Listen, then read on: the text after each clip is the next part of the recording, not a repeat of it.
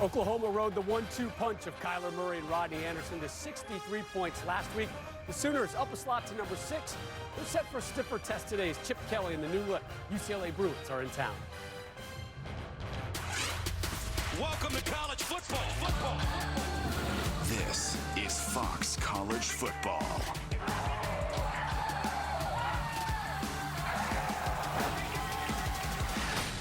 Smash Mouth Football. We bring you the most enormous games in the best conferences. How about this?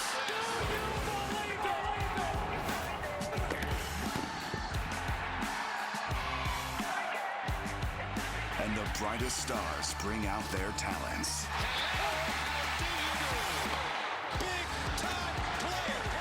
The fact that you've been in those big atmospheres in your non-conference does nothing but season your team and get you ready for the stretch run. Fox College Football starts right now.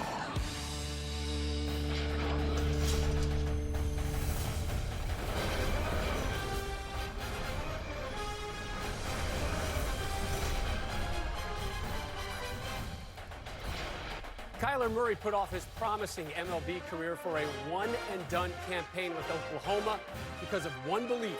He feels Oklahoma can win the national championship. Step 2 of that quest next from Norman as we welcome you to the Fox College Football pregame show sponsored by Wendy's. Wendy's uses fresh, never frozen beef on every hamburger every day. It's only 8 games with 2 starts, but Sooners quarterback Kyler Murray has been nearly flawless since last season. Through the air, on the ground. Look, pick your poison if you're trying to slow this guy down. Our Jenny Tapp caught up with his head coach, Lincoln Riley. Rob, thank you. Well, Lincoln, Chip Kelly said that Kyler Murray may be the most athletic quarterback he faces all year. We saw a preview of that last week. What do you expect from him tonight? Just to continue to build. You know, last week was a good start for him. I think he's grown in a lot of ways. We'll have some different challenges that we'll face today. He will too, and needs to be able to respond to them the way he has up to this point. Defensively, some good things from you guys last weekend, but when you face Chip Kelly, you expect that high-tempo offense. How do you stop it? Yeah, you've got to be on your toes because they can score at any time. They've got a lot of speed. We know what a great mind he is. They'll have some good things for us, and we're going to have to play well. We're going to have to tackle and really communicate well. Thank you, Lincoln. All right, thank you. Rob? All right, Jenny, thank you. So fear of life post-Baker Mayfield was certainly calm last Saturday. 63 points and 650 yards of total offense has a tendency to do things like that. Folks out in Oklahoma starting to drink that Sooner Kool-Aid. Are they, though, in that rarefied air, Matty, of your Clemsons and your Alabamas right now? I don't think so, not yet. And the reason why is defensively. And when you look at the Alabamas and the Clemsons of the world, they can dominate you on both sides of the football. Offensively, they can dominate you, and we know defensively how good they are. For Oklahoma, I still believe, even after week 1, that this Oklahoma offense will be one of the more explosive units in the country. But defensively, against better teams and quality opponents this season, can a defense shut down that offense if Kyler Murray in this offense, gets challenged? That's the question I have for this team moving forward. Yeah, and that's legitimate. You know, the one thing that I saw that encouraging with this Oklahoma defense, they were more of a 3-4. They kind of gone back and forth the last 2 or 3 years, but I did not see any guys turn loose. And from a coaching standpoint, if you see guys running down the sideline free or you see a big gapping hole inside, that means that the players are not focused in. Maybe you're doing too much. There's a problem. I didn't see that. I think Mike Stoops has cleaned up their defense, tightened it up. Now, just what you said, there's going to be games when it's raining, snowing, windy, and the offense cannot, obviously go out there and function at a high level, and the defense got to win those games. That's wait and see. Yeah, I'm still concerned about the defense. I want to see it against a better opponent. This was FAU. They gave up more than 300 yards rushing to Georgia in the playoff a year ago.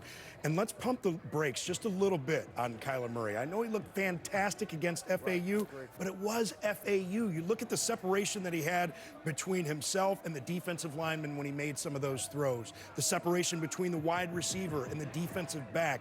Quarterbacks are just like golfers, Matt. It's not how you are at your best, it's how you are at your worst. I want to see what he does when he's really challenged, and that's when Baker Mayfield really thrived. We don't know yet if Kyler Murray can do that. Yeah, the one thing about Murray, though, that I think might separate him, Clemson's kind of got a runner and a passer, right? I mean, Alabama's got a runner and a passer. This kid can do both. So as he gains enough experience, he could be he could be real dangerous, I think, as the season goes forward. And the personality of Baker Mayfield, he had a tendency to lift up the defense, the offense, just because the emotions.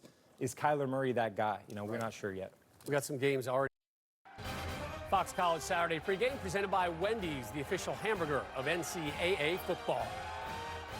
What a 7-day run it's been for Lee Morris. Last Saturday, blocked a punt that was recovered for a touchdown. Also hauled in a 65-yard scoring strike. But the big news, Monday, he was put on full scholarship. Congratulations, Lee.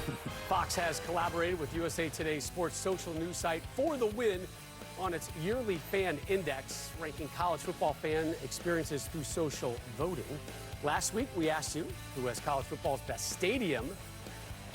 Georgia's Sanford Stadium, the winner, gents. Bit of a surprise there. All right. There he is. We loaded up the voting. This week's question, what college football team has the biggest celebrity fan or fans? To ensure your vote counts, you must include hashtag FanIndex and the proper hashtag team name. For more info to find your team's hashtag, to vote, visit collegefootballfanindex.com. Will Ferrell gets my There's some bandwagon fans right there. Let's focus on some impact players. We begin with another feel-good story from the Sooners camp, Rodney Anderson. Yeah, Rodney Anderson, their starting tailback. I mean, you know, when you need some leadership to replace Baker Mayfield, he's the perfect player on the field and off the field. You know, Rodney's overcome 2 surgeries, and he came back last year, you know, played the last 7 games, but in 8 games, his last 8 games, this guy scored 16 touchdowns, guys. Twice, he scored 4 touchdowns a game. And so, and then in the biggest game of the year, this is usually what separates players in my mind. Hey, against Georgia last year, the guy scored 2 touchdowns and averaged 7.5 yards a carry. From the great, but not great numeric files comes the numbers last week from this guy. Yeah, Darius Pickett, guys, is a safety at UCLA. If you go back to last year, the defense really struggled, but he was second on the team in tackles with 85. This year, last week against Cincinnati, the 15 total tackles. It's a good or a bad thing when your safety's leading you in tackles, but that just proves he's always around the ball. He is a playmaker. Coach, 195 pounds. He's smaller, but he will line up in the box to try and slow down your guy, Rodney Anderson, and Kyler Murray in the run game, and he certainly can cover the pass deep. So expect him, obviously, to just be around the ball and make a lot of plays for this defense today. And Robert, we've seen some movement at the linebacker spot for Oklahoma. Yeah, we have. And you talk about a feel-good story. Curtis Bolton, season-ending ankle surgery a year ago, graduated over the summer, could have transferred, decided to stick it out, even though he wasn't the starter initially, but he was named the starter, got his first career start against FAU, 6 tackles in that game, named Big 12 Defensive Player of the Week.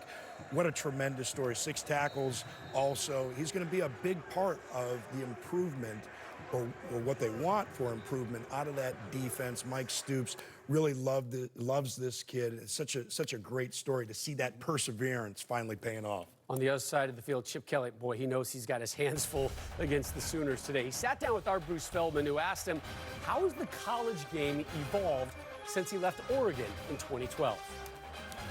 I think the game has changed. You know, when I left, we were a spread team with shiny helmets, and now it looks like everybody's a spread team with shiny helmets. So I think the coaches that are best figure out what their players can do and put them in position to make plays. Loss, Casimir Allen hit for a 74-yard touchdown run, the longest by a true freshman Bruin. Youth, one of the main themes for year 1 of Chip Kelly.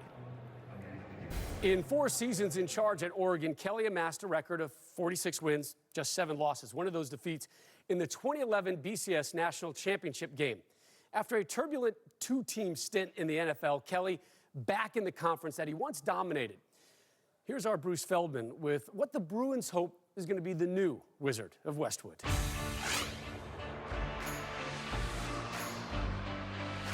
At what point was it last year that you decided, it crystallized, hey, I want to go back and be a college football coach? I've always just looked at whatever opportunities were out there and then tried to figure out what was the best opportunity for me. And I had other opportunities that I would have passed on. And probably if I didn't get involved at UCLA, I probably would have passed on all of them. I just felt like this was a good fit. You obviously spent a long time working with college players, and you go to the NFL for a few years. Do you relate to them differently? There is an age gap. You know, just you're dealing with 17 and 18-year-old kids sometimes, where you're dealing with 30-year-olds. You know, I love my time in the NFL. I think the players there awesome. They want to be coached, and they want to be successful. And in college, you're still trying to help young men transition, from high school to going out on their own. Boy, this offense is going to be tough to stop. This offense is so good. When you took over Oregon, you had already been there. Any similarities to taking over this program compared to what you took over there? It's totally different because I was there for 2 years as an assistant too, so everything wasn't brand new for what we've inherited. We're extremely young. Everything's fresh, and because of our youth, we're gonna have to rely on a lot of freshmen. Are there things where the game has evolved where you're like, okay, we can't do exactly what we may have done in 2011 or 12 in college football now? Yeah, I think the game has changed. When I left, we were a spread team with shiny helmets, and now it looks like everybody's a spread team with shiny helmets. So I think the coaches that are best figure out what their players can do and put them in position to make plays. My eyes have been open, you're showing me all of my life in a new light. Every step, every breath, like it's the first time. It's been a USC town for a long time. Is that something that we got to beat them, or is it just, hey, we're going to worry about us? What is your approach to being that way? I think Coach Wooden said it best. We're worried about ourselves. So, I don't care. I don't get caught up in any of that stuff. We're trying to be better than we were yesterday. So if we can get better on a daily basis, look at it really micro, not macro, I think we'll be okay.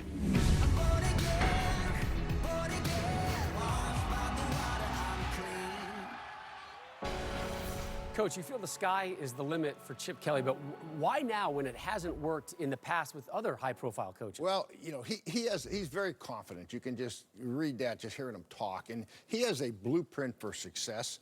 So he's going to be able to transition this program a lot faster than another coach coming from the outside and figuring out how long they want to practice and how long they want to meet and what areas that they need to recruit to be competitive and compete at the high level in the Pac-12. Facility-wise, he came from Oregon. They had the best in the country.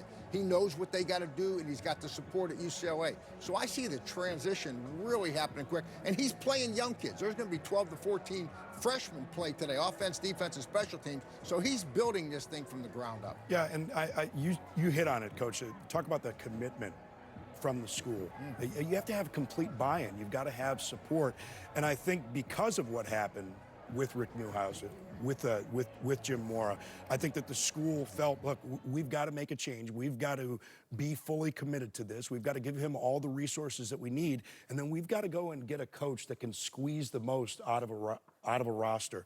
This is a guy with creativity and innovative thoughts about offense, and the guy that can get people in the right positions. Question is, on the defensive side of the ball, is he going to be able to do the recruiting over there? But I think because of his name, because of what he's been able to do, he's going to be able to recruit. He's going to be able to get those players here. I think it's going to be a different story for UCLA. In the immediate future, his concern right now, how to contain Kyler Murray. So what makes this two-sport star so difficult to defend? Matt Leinart takes a fresh look, sponsored by Wendy's, the official hamburger of NCAA football. Well, Rob, he truly is a dual-threat quarterback. He's an efficient passer, and obviously he's a great athlete. And I pulled a couple plays from last week's game against FAU to really showcase this skill set. We're going to let this play go because he truly is elusive. Right here, this is like a video game. This is backyard football. You can't coach it. You can't teach it. He's going to make multiple guys miss. And this is the weapon he is on this offense, even more so than Baker Mayfield from a year ago gets a big first down.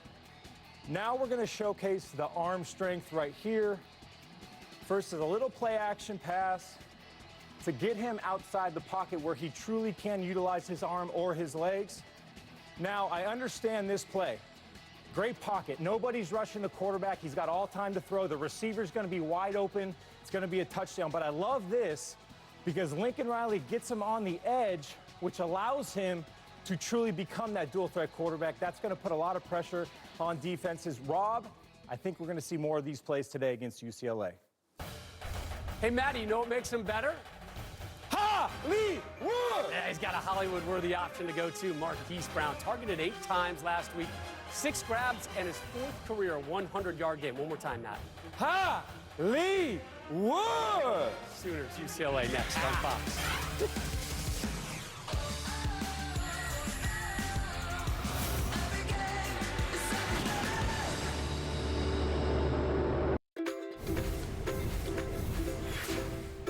Off the field, I really like all of the comic book movies, like the Avengers and Captain America and even the DC universe. I'm scuba diving certified, so I like to do adventurous things like that. And I love my dog. He's a Rottweiler named Rafiki. I like watching movies. I like playing video games. I like to play PUBG right now. It's a fun game I like to play with my buddies. I am the best video game player on this team. Off the field, my favorite Netflix show is Prison Break. I love watching movies, and I just like chilling with my girlfriend. I enjoy sleeping right after I eat a big meal. My favorite NBA player is Giannis Antetokounmpo, and I like playing Fortnite.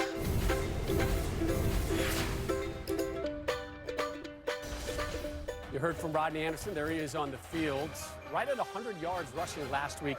It was his 7th 100-yard game in his last 9 outings. You guys all see Oklahoma putting up points, winning in a comfortable fashion today. So let's go with the scoreline and what you're looking forward to seeing from in this one. Well, particularly on the offensive side of the ball, can this offense look better? Obviously, true freshman quarterback gets thrust into action because of an injury. But I think just week 1 to week 2, 72% of this roster is freshmen. And you know what it's like, Matt. That first game as a freshman, wide-eyed, things are really fast. How much are they going to improve in week 2 with a little bit more comfort? For me, my eyes are on Oklahoma's defense. They played really well last week against FAU. Kind of challenged them a little bit earlier in this show about just starting to stack these good performances. I think they have an opportunity against a true freshman quarterback today. Want to see him play fundamental, sound defense, carry that momentum into next week. Yeah, you're talking about the true freshman quarterback. I mean, Oklahoma's going to score points. Last week, they had ball control. I think they threw 1 ball down the field. They completed 15 passes, UCLA did. Today, he's going to have to throw the ball deep, and they're going to have to be accurate to keep up with the scoring of Oklahoma. How about this? Was the offensive ease without Baker a blip or a new trend in Norman? And can Chip Kelly get that magic working sooner than most expected? Watch out, Coach. You there it is, run over Sooner, Scooter! Boomer Sooner, baby! They got 2 horses pulling it now. We're out to Oklahoma after this.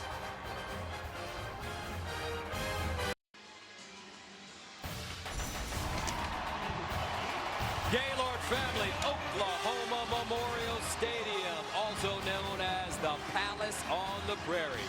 And welcome to Norman, where the number 6 Oklahoma Sooners are ready to take on the UCLA Bruins. Gus Johnson along with my partner Joel Klatt.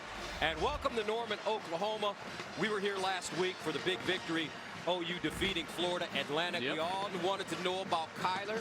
We found out that he's a pretty good quarterback. I would say so. Listen, he's very talented, right? I was more impressed with his accuracy and his ability to pass the football down the field, namely to Hollywood Brown all the way down the field. A couple of really nice throw and catches for a touchdown for Hollywood Brown. And another thing Murray did great, his leadership, right? He comes out there, he's not trying to be Baker Mayfield, he leads in his own way. He did a great job. That starting unit for Oklahoma, 30 plays, 406 yards, and 13.5 yards per play. To say they were dominant was an understatement. Offense played extremely well, but Joel, I was impressed with the defense. They played with a chip on their shoulder.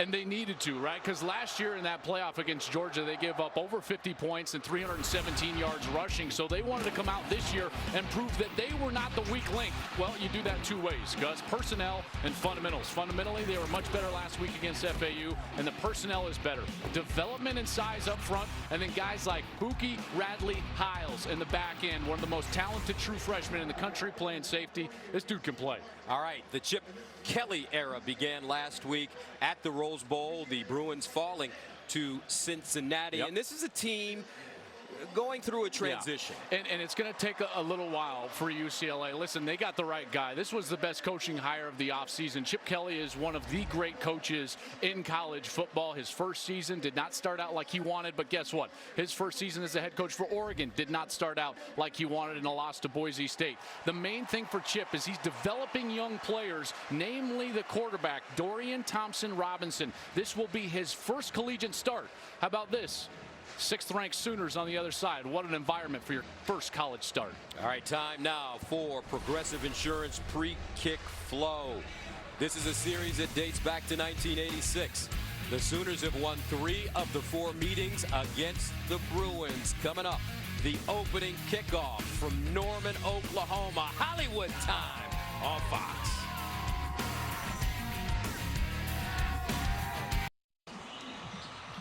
Welcome back. Fox College Football is sponsored by AT&T Business. Norman, Oklahoma. We're ready for UCLA and OU. Time now to join the third member of our team on the sideline, the All-American girl, Jenny Taft.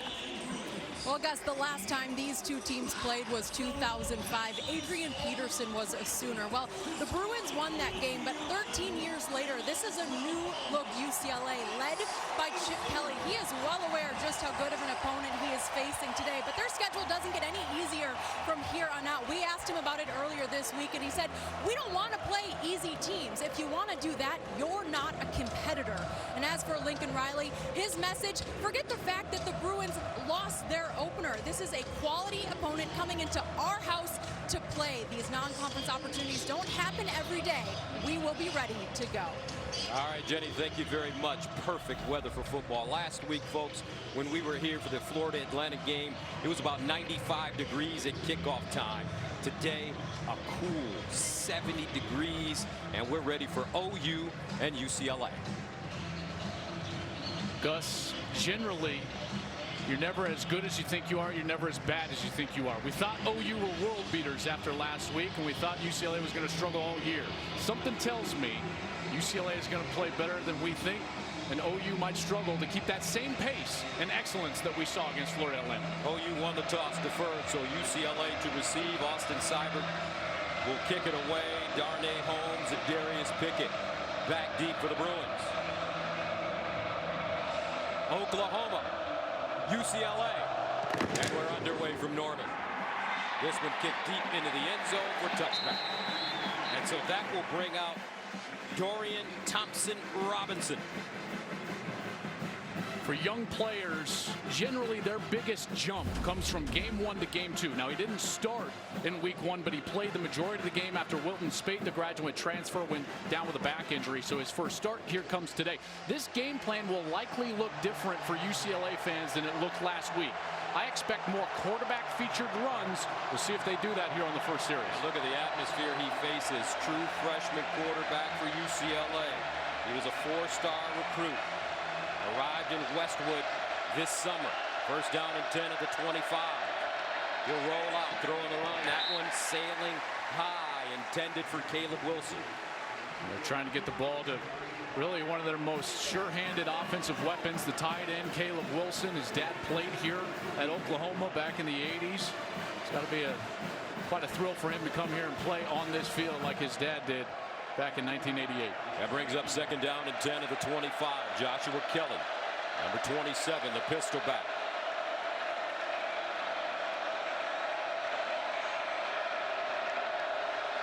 Thompson-Robinson hands it off, and no room there for Joshua Kelly. He's lucky to get back to the line of scrimmage. Mark Jackson and Kenneth Mann leading the way. And we talked a lot about Kenneth Mann in our meeting yesterday with the coaches. Mike Stoops said this guy played like a man last week against Florida Atlantic, and he's already doing a nice job here today. Richard Jr. from Burleson, Texas.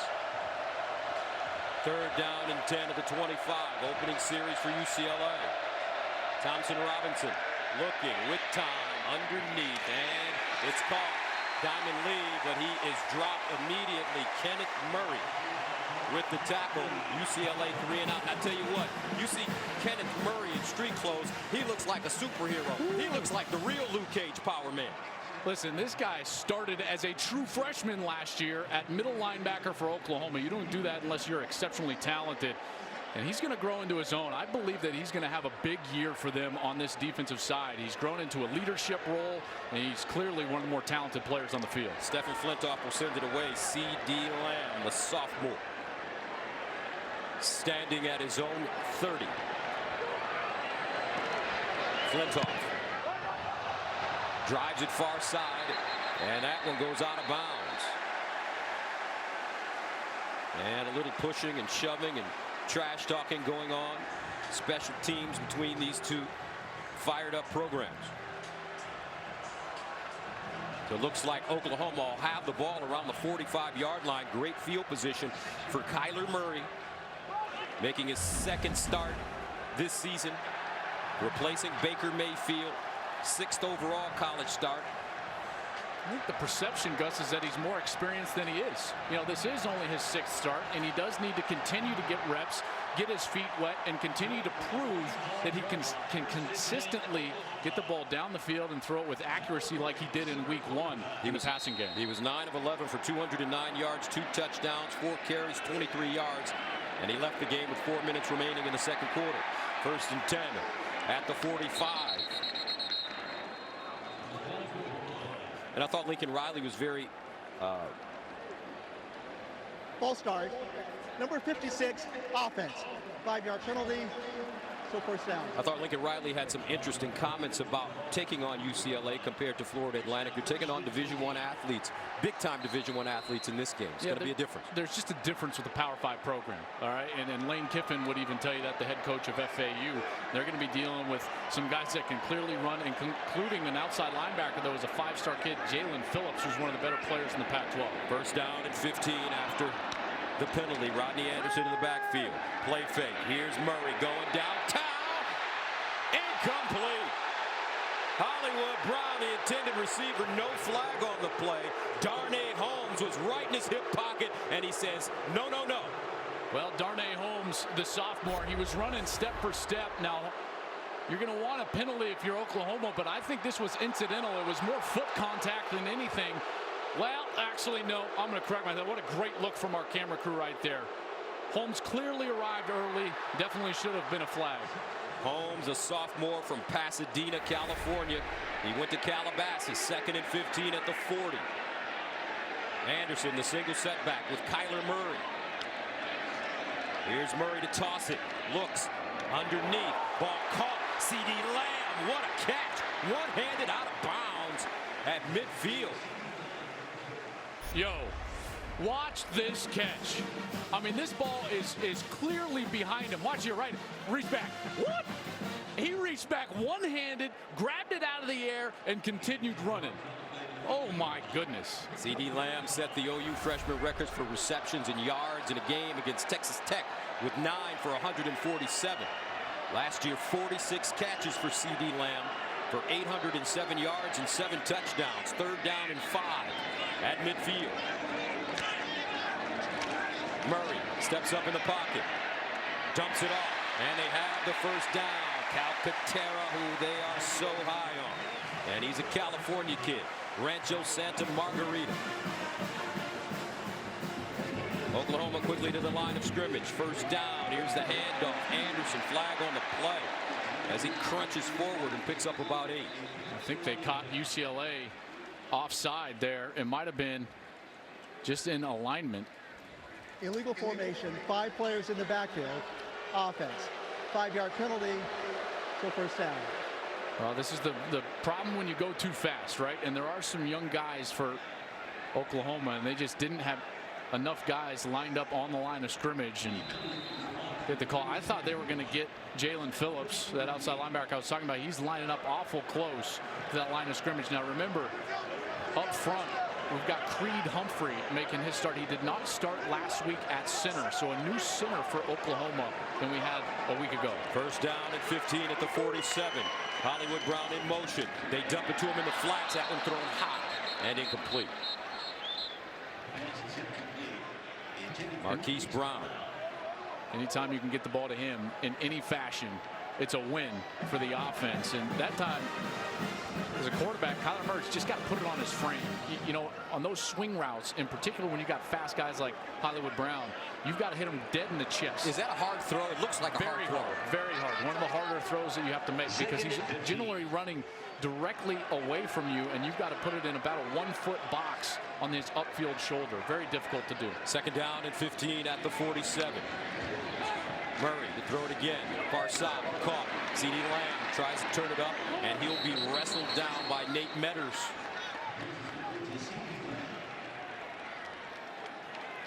Here we go again on a 3rd down, and an opportunity for UCLA to get off the field potentially.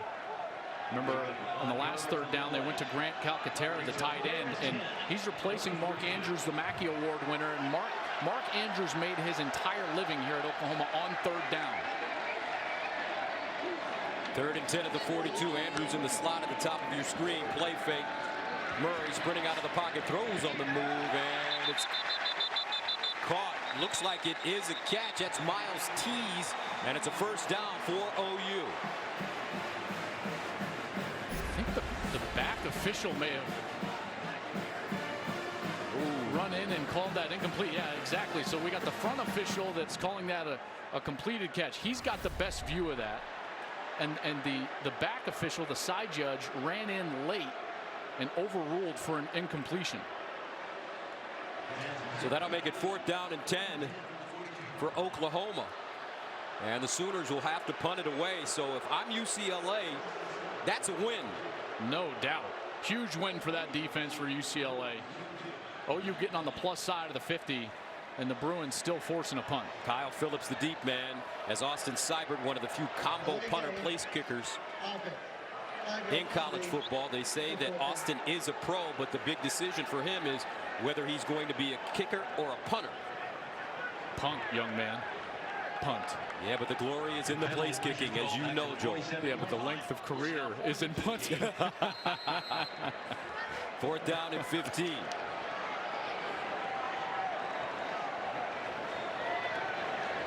Good snap. Seibert pops it in the air. And it goes into the end zone for a touchback. So Dorian Thompson-Robinson, young man from Las Vegas, true freshman, playing in the biggest game of his career at OU. He'll be on the field right after this. Fox College Football is presented by AT&T Business, providing edge-to-edge intelligence. And is sponsored by the Ford F-150. It doesn't just raise the bar, it is the bar. Got some NBA guys in the house tonight. Look at that. Russell Westbrook played at UCLA for Ben Howland. That's Buddy Hield, number 14.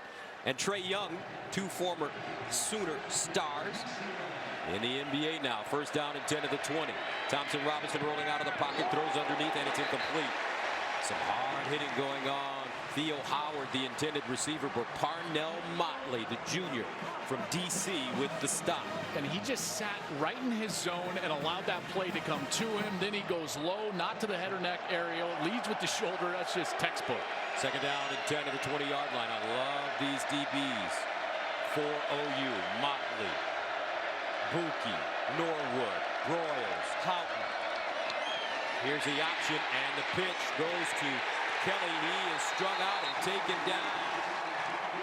Kenneth Murray. Here's the problem. If you're going to run option, you've got to have the running back more even with you. Watch how the running back is way behind the pitch, and at that point, he's pitching it essentially backwards. So the alignment just totally off for UCLA, and Ryan Jones is able to make the play here late, coming up along with Kenneth Murray. That's a loss of 6. 3rd down and 16 at the 14-yard line for the Bruins. Thompson-Robinson fires over the middle, and it's caught. Big-time catch coming up for Caleb Wilson. Wilson down the sideline. Can he get there and out of bounds at the 20? Khalil Houghton and Trey Norwood push him out of bounds, a gain of 63. The safety there, Khalil Houghton got way off the hash, all the way out to the number, and Caleb Wilson just runs right up the seam. Easy pitch and catch. How about the throw from the true freshman? And Caleb Wilson turns on the Jets. He's a redshirt junior from Dallas. 1st and 10 at the 21. Thompson-Robinson runs it with room, and he'll pick up maybe 9 on the play. Buki with the tackle. And that's what I thought we would see more of this week than we did last week for UCLA when they played Cincinnati, is the quarterback featured zone read. That's just a give to the running back. If the defensive end squeezes down, the quarterback keeps it around the edge. That's simple stuff for a young quarterback, and he's got the athleticism to make it work. 2nd down and 1 at the 12. And a handoff straight ahead. Casimir Allen picks up the 1st down for the Bruins. And this is what you have to do as a defensive end. Watch the defensive end here. He's just going to come up the field, and he's just going to sit right there and force the handoff. You got to force that ball out of the hands of the quarterback, because the quarterback's going to hurt you a lot more than the running back will. Force him to hand it off, then squeeze down and make the tackle. Gain of 3. First down and goal at the 9. Bolu. Ola run for me. Checks in at running back. And they give it on the end around. Casimir Allen. Looks like a touchdown, UCLA. Stepped out of bounds. And they're saying he got out of bounds at the 3. There was just an excellent block on the edge by Theo Howard, one of the veterans for this team. He was blocking Parnell Motley, squeezed the corner way down, allowed Allen to get the edge, and Allen is one of the fastest players in the entire country. He set the state record in California in the 100-meter in high school at 10.4. This dude can fly. And Chip Kelly knows about fast guys. Remember, he had DeAnthony, the Black Mamba, at Oregon. Second down and goal at the 3. Ola run from me remains in the game. First charge timeout, UCLA. And Chip Kelly calls the timeout. 9:04 to go, no score, but the Bruins are knocking on the door with these young guys on the road. Wilton Spate, graduate transfer quarterback from Michigan, who was the starter last week, injured his back in the first half against Cincinnati, unavailable. Second down and goal from the 3-yard line for Dorian Thompson-Robinson. And he'll hand it off. Ola run for me. Can he get in?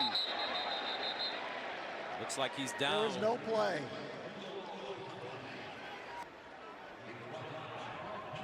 Mark Jackson with the tackle.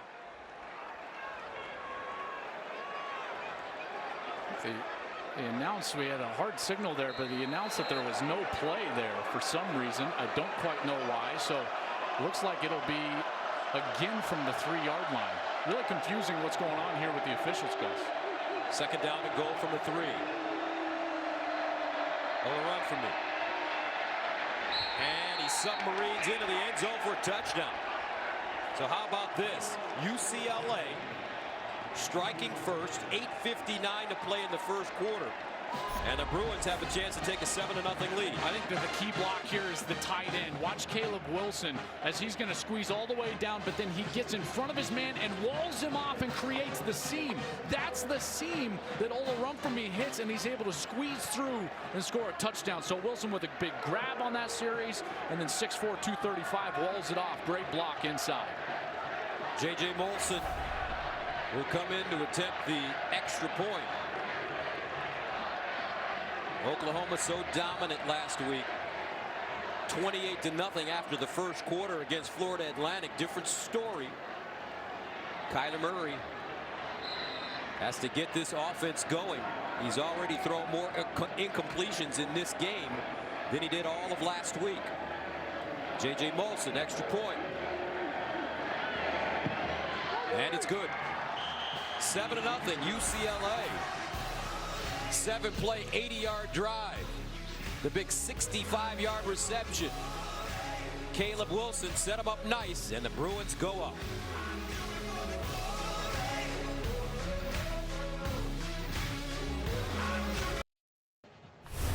Time now for SoFi Power of Ambition.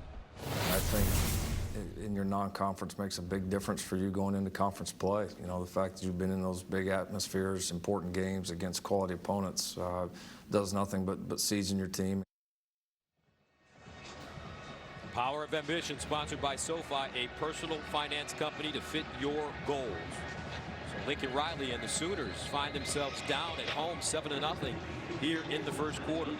Just a really good second series offensively for UCLA. Really jump-started, Gus, by that long completion to Caleb Wilson. A nice throw from the true freshman there over the middle. Wilson sends it away. Sutton and Trey Brown are back deep. And this will be Trey Brown straight ahead. Trey Brown still on the move at the 40. Hits a corner. Trey Brown down the sideline. High stepping and finally tackled out of bounds. What a return for Trey Brown, the sophomore from Tulsa. Well, you're going to get a mistake here from UCLA. Watch 24, Jay Shaw. As he comes up to take on the block, look, he jumped to the right side, and now there's a huge lane right there for Trey to take off to the left side. Easy return there, and it's all set up by the kickoff team not staying in their lanes. You've got to do your job or else there's going to be a big play on the other side. Arcelius Sutton, number 21, with a great block on that return. An 85-yard return for the Sooners. So they'll start first down and 10 at the UCLA 12-yard line. Let's see if they go to the run game here. They did not attempt a rushing play on that first series. After last week, they had over 8 yards per carry. Anderson had over 20 yards per carry. And they're going to come out with an empty backfield here. Kyler, the only guy in the backfield. Remember, Murray's got great feet. He can run it. First down and 10 at the 12. Big lanes in the defense right now, too.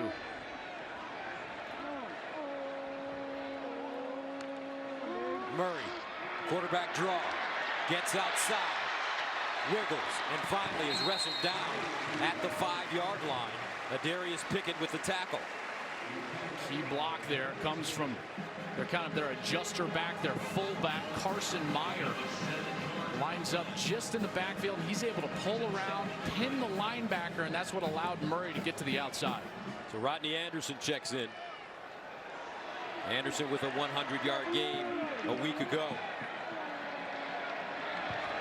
On 5 carries. Second down and 3 at the 5. Anderson straight ahead. Pulls his way close to the first down. Looks like he'll be short. Keyshawn, Lucier South, Obonya combining on the tackle. They're big into bringing in the big fellas. Troy James, a defensive tackle in the game, number 94. He's 300 pounds. Redshirt freshman from Baton Rouge, Louisiana. Third down and 1 at the 3. There's a big boy. Out of the I formation.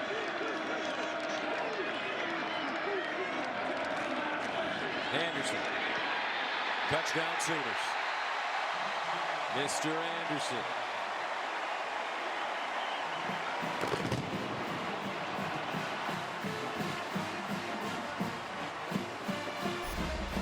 Well, the key is the movement that you're going to get from these two players, and then you're going to pull the guard around the edge. And Anderson just does a nice job of being patient, finding the seam, and then you get behind your pads and bull your way into the end zone.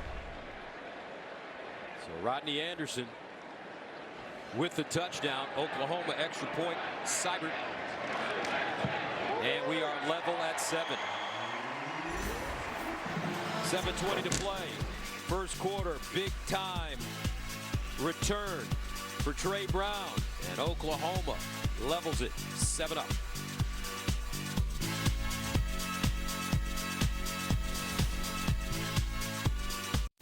Fox College football presented by AT&T Business is sponsored by Domino's. Order online and track your order.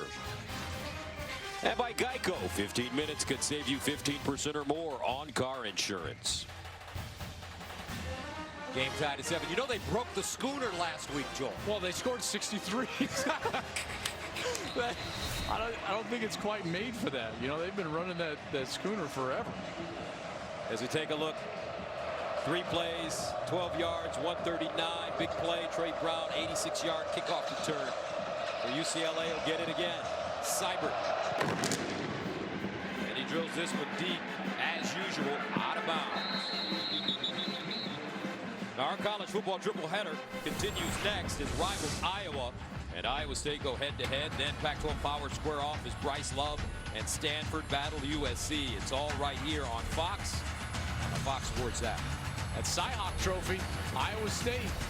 They didn't get a chance to play week 1, so that's a big advantage for Iowa in that ball game. And then we'll see if Bryce Love can get going after not having a great week 1. Now, granted, he's going up against USC team Gus. They gave up 300 yards of rushing to UNLV, so something tells me that Bryce could get going tonight against the Trojans. First down and 10 at the 25. Casimir Allen in the backfield. Play fake. Thompson Robinson in trouble. Stays on his feet. Gets out of the pocket. And goes down at the 20. So that is a sack. A 5-yard loss. Trey Brown defensively. Just an unbelievable job escaping the pressure in the backfield. But this is where the true freshman mistake happens. Once he's out on the edge, throw the ball away. Create 2nd and 10, not 2nd and 15. And that's what it is, 2nd and 15 from the 20-yard line. Play fake. Thompson Robinson, and he is smashed. Kenneth Murray, shot out of a cannon. Power man. And it wasn't even a blitz. Watch, Gus, as Murray is just going to sit. Now he's going to come. Boom. Right up the middle. But he didn't come right away, which allowed that offensive lineman to get separated, creating the seam. And then here comes Kenneth Murray for the sack. Also, Neville Gallimore was a disruptor, number 90. 3rd down and 21 at the 14. Ola run for me. Comes into the game. And they'll give it to him. Conservative play for Chip Kelly. Amani Bledsoe, first man to Ola run for me. And the Bruins will have to punt. It was conservative, you're right, partner, but it was the right call with a young quarterback, because a punt is way better than an interception right there, or a fumble, or some sort of mistake. You know, you get the crowd noise up a little bit. You can clearly see the elevated heart rate and the pace of play starting to get a little too quick for your offense. So a nice play call there. C.D. Lamb, the deep man, as Stephen Flintoff stands inside his own 5. Gets it away. Oklahoma blocked the punt last week against Florida Atlantic. C.D. Lamb at the 30. Trying to get outside, and he's ridden out of bounds inside the 30-yard line. Good special teams coverage by the Bruins. Let's go to Greg Wolf in Los Angeles for a game break. Gus, thanks. We go to Manhattan, Kansas. Number 18, Mississippi State taking on K-State. Bulldogs firing on all cylinders with Nick Fitzgerald back under center. This time they keep it on the ground. Kylan Hill, 28-yard touchdown run. He has 100 yards rushing already on 6 touches. Bulldogs lead 17-3 just before halftime. Gus, Joel, back to you. Kansas State still struggling, and Mississippi State, that's a team that I have high hopes for this year. I love their new coach, Joe Moorhead. He was the offensive coordinator for Penn State the last couple of years, and their great run with Saquon Barkley, and I think he's going to do really good things there in Starkville, and they're off to a good start today in Manhattan, Kansas. First down to the 28-yard line for OU. Anderson bounces it outside, gets downhill, and finally taken down at the 31-yard line as a Darius Pickett and Toyaloa come up with the tackle. 2nd and 7. Murray, play action with time. Fires. Calcaterra, intended receiver. That's knocked away, but a flag. Nate Metters defensively for the Bruins. Metters was step for step, and this ball was thrown behind Grant Calcaterra. So when he stopped. Pass interference. Number 22, defense. 15-yard penalty from the previous spot. That's an automatic first down. Metters is trying to turn back around when Calcaterra stops, right? He's running step for step. He's in great position right here. And then the hand comes out. See it up on the face mask right there? Good call by the officials. It wasn't a lot of contact, but clearly impacting Calcaterra's ability to get back to that ball. Metters, a big-time NFL prospect. He opted for one more college season rather than the NFL draft. Did not allow a single touchdown pass last season. 1st and 10 at the 46. Anderson and Sermon in the split backfield behind Kyler Murray. I think this is when they're at their most dangerous. 2 backs in the backfield. Sermon bottled up. Tries to get outside. The terrific pursuit by the UCLA defense as Jalen Phillips gets him. A Darius Pickett also in on the play. Yeah, Phillips can run. I mean, watch Phillips. Phillips is going to be right here at the kind of the bottom of your screen. He's going to get blocked all the way down. Now watch 15. He's all the way in the middle. Now he's running on the outside, and he shows you the speed to bring Sermon to the ground. No gain on the play. 2nd and 10 at the 46. Phillips, a sophomore from Redlands, California.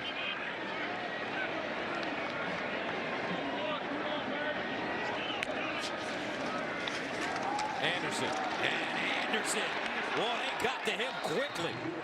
We talked to Lincoln Riley in his office yesterday, and there weren't a lot of things to criticize about OU's performance against Florida Atlantic, but he did talk about protection. And that's, you know, the thing is they were great in the run game, and they have not been all that great today in the run game. Big credit there to number 92, Osa Odigizua, redshirt sophomore from Portland. His brother played at UCLA, was a draft pick back in 2014. So he's kind of in that lineage of Odigizua's here at UCLA. Third down and 14 to the 42. Kyler Murray delivers, and it's caught. Hollywood!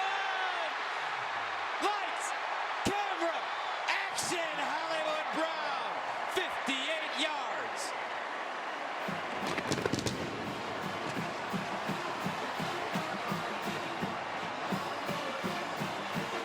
Game changer.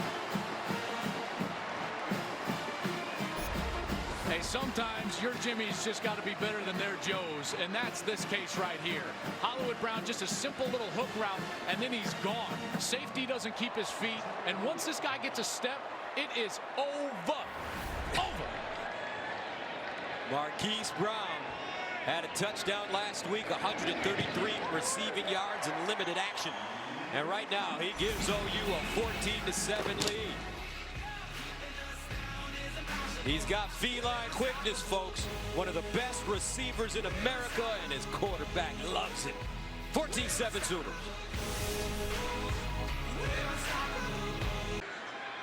All right, here are the Go RVing sights and sounds from the beautiful campus here in Norman, Oklahoma.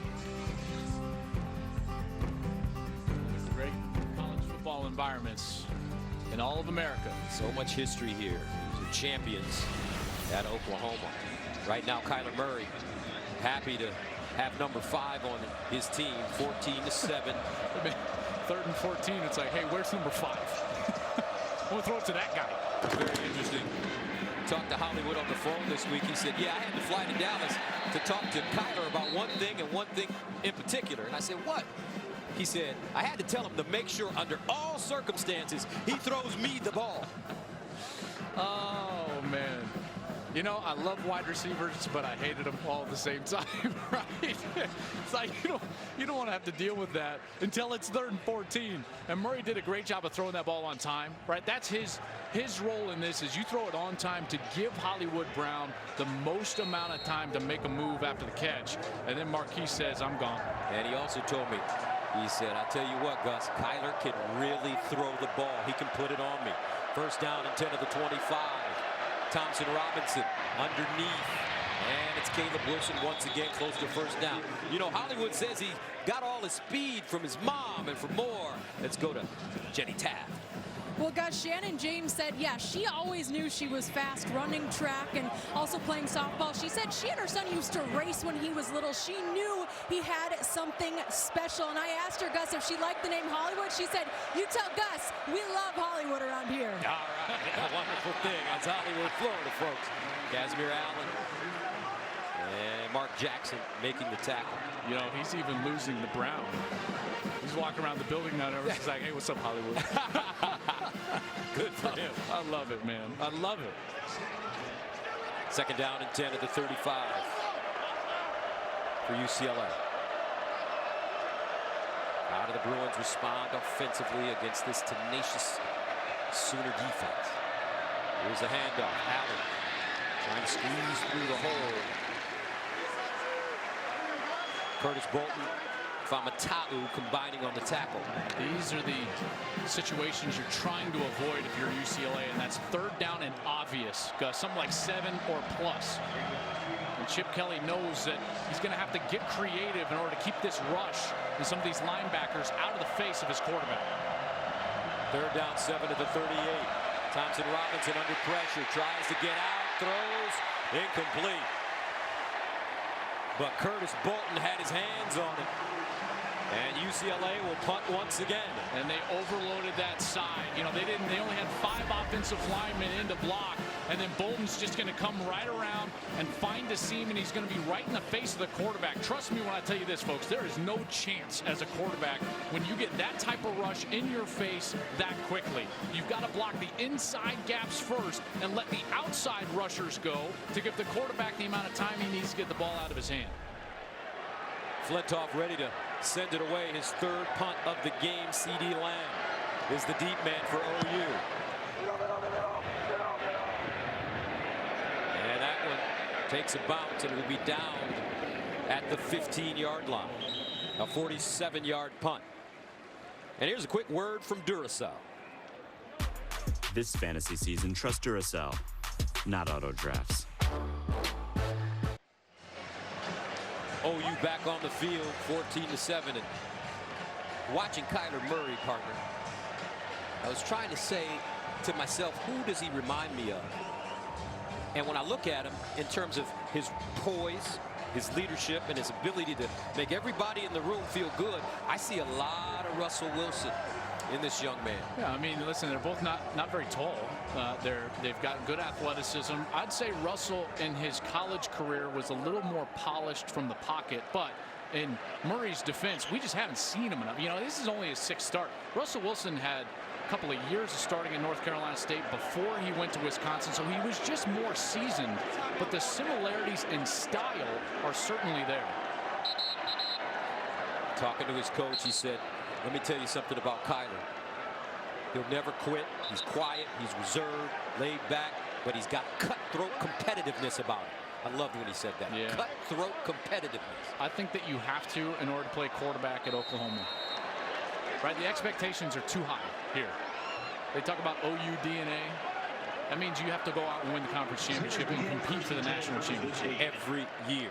1st and 10 at the 15. I think this young man is down for the task.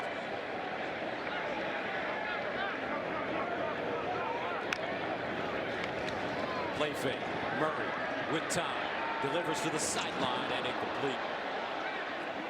Hollywood, the intended receiver. That one thrown high. Darnay Holmes in coverage. Good protection there. And saw this last week with Murray. When he sits in the pocket and holds it till the 3rd and 4th man in the progression, he doesn't set his feet and the ball sails on him.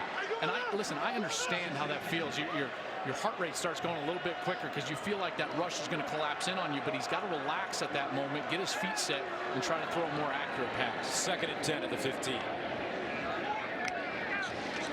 Murray looking. Winds up down the field. C.D. Lamb. Boy, he dropped that ball in a bucket. A 45-yard completion. It's pretty good coverage from Metters. There's just a little bit of a step, and out and up, he's got the step, but look how accurate that pass was. Exactly like you said it, Gus. Right on the money. 1st and 10 at the 40. And they'll run it this time. Anderson. High knees. Stopped by Tyree Thompson. This type of situation here, plus side of the 40-yard line, this is when you generally see some sort of play action, RPO, maybe taking a shot for Oklahoma. 2nd down and 5 at the 35.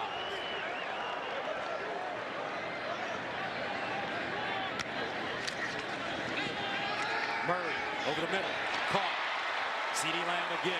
And I tell you what, partner, C.D. Lamb, Hollywood Brown, Cal Quintera, they've got some receivers on this Oklahoma team. Good speed on the outside. You know, generally teams are either fast or they're powerful. Oklahoma has that rare combination where they've got both. Big, powerful offensive line, big running backs, and then the speed on the outside. Very tough to defend. 1st down and 10 at the 20-yard line for OU.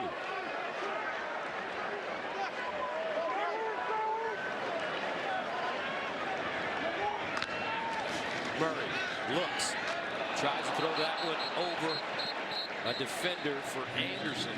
And once again, we see he's having a little problem with that pass.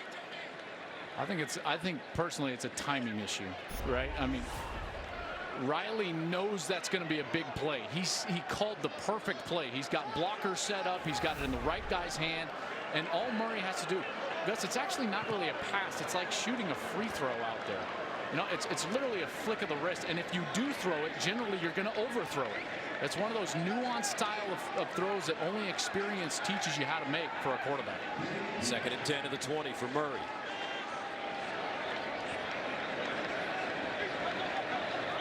And a timeout called by the Sooners. Murray didn't like what he saw at the line of scrimmage. 23 seconds to go in the 1st quarter. OU up by a touchdown with the ball. 14-7, Oklahoma with the lead over UCLA. 23 seconds to go in the first quarter. UCLA's got to force a kick here, right? I mean, they got them behind the chains here, so it's second and long, Gus. And they got them into more of a one-dimensional type of mindset. They have got to think to themselves, a kick, an attempted field goal is a huge win for the defense. The Sooners have so many weapons. 2nd and 10 at the 20. Anderson. Look at the cut. And he'll get to the 10. Maybe inside the 10, depending on the spot. Rick Wade picking with the tackle. There's only 5 guys in the run box. There's 5 offensive linemen. That's a math equation, folks. You can block everybody there, hand the ball off. You're going to gain positive yards, and they do so there.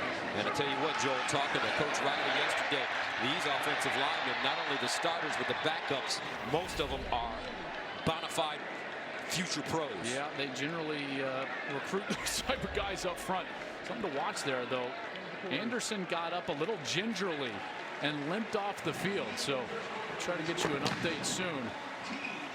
And that's the end of the first quarter. Competitive first quarter. Sooners with a 14-7 lead. Back to Norman right after this.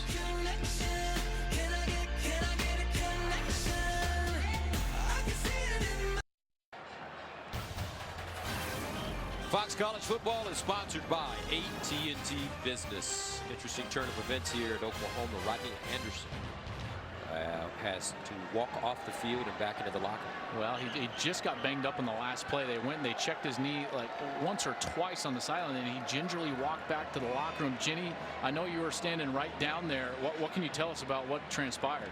Well, unfortunately, they didn't look at it for very long. He was pointing towards that kneecap, his right knee, and it was a pretty quick decision to get him off and take him inside, guys. And not a lot of good looks from around as they were watching them examine that knee. And this is a guy that has dealt with a lot of injuries in the past. He had a knee injury in 2015, lost his season. A neck injury in 2016, lost his season. Had that amazing year last year, and he was grabbing for that right knee right away. It's the end of the run. Man. So, next man up, Trace Sermon. First down and goal at the 10. Sermon. No, it's Murray on the option, and he scores. Kyler Murray.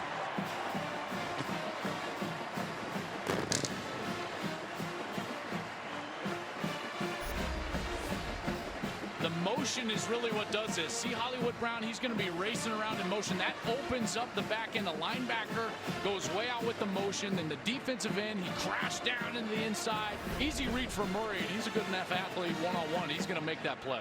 So, start of the second quarter. Rodney Anderson leaves and goes into the locker room. Sooners add a Kyler Murray touchdown to take a 21-7 lead. Let's go to Los Angeles and check in with Greg Wolf. Gus, thanks. We go to Camp Randall, number 5, Wisconsin. Slow start against New Mexico, but Alex Hornibrook gets them going. Finds A.J. Taylor, 10-yard touchdown strike, and the Badgers lead New Mexico 17-7, third quarter. Gus, Joel, back to you. And I thought after Hornibrook lost that game at Ohio State, in the Big Ten Championship, he learned a lot, and I think he's gotten better. I think he has too. I thought he was getting better late last year. You know, Gus, we did the game against Michigan late in November. Remember how well he played against that Michigan secondary that was one of the best pass defenses in the country. I still expect big things for Wisconsin. They haven't played great yet, but candidly, I don't think that anyone would expect them to go out there and be the most explosive team in the country. They are just Wisconsin. You know, if they need to put you in the meat grinder, they'll do it. And by the way, Bob Davies has done a nice job with New Mexico, so that's not a that's not a terrible team that they're playing right now. All right, Darnay Holmes, the deep man, as Seibert prepares to kick it away.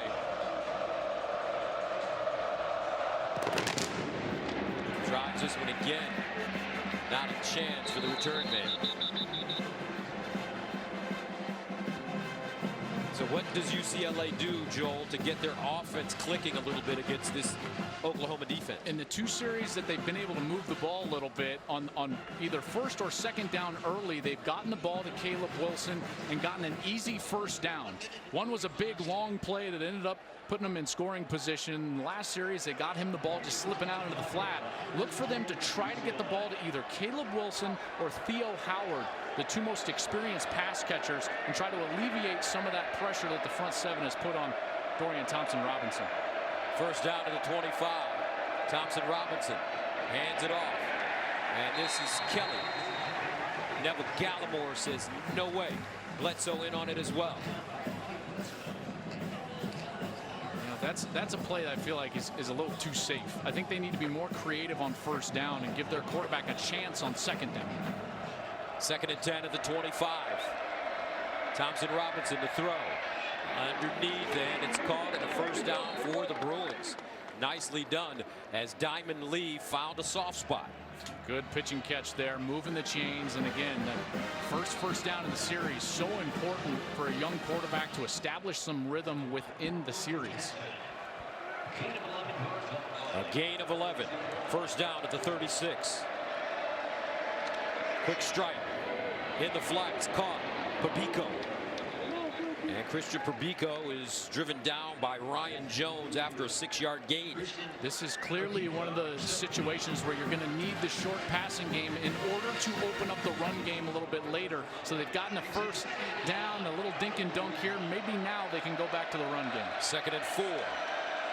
Low snap handled by Thompson-Robinson. Kelly picks up the first down as he slashes through. Ryan Jones, Khalil Houghton with the tackle for the Sooners. A nice read there from Dorian Thompson-Robinson. He gets the edge for the running back. It was a clear lane, gives that ball, and another first down for UCLA. Good series here. This freshman has some poise, Joel. He does. I have loved the fact that he does not flinch. He does not waver. This guy is unfazed. First down in midfield. And he'll hand it off. Allen straight ahead. Allen tackled by Ryan Jones once again. Boy, if Ryan Jones didn't make that play, he had a seam, so Jones had to fly down and make that tackle before the speedster got it in gear. 3-yard pickup, 2nd and 7 at the 47. Thompson-Robinson going through his progression, steps up, nice throw, and another first down. Diamond Lee. You're going to get the pressure from Oklahoma, and that pressure is going to show up right from that defensive tackle area.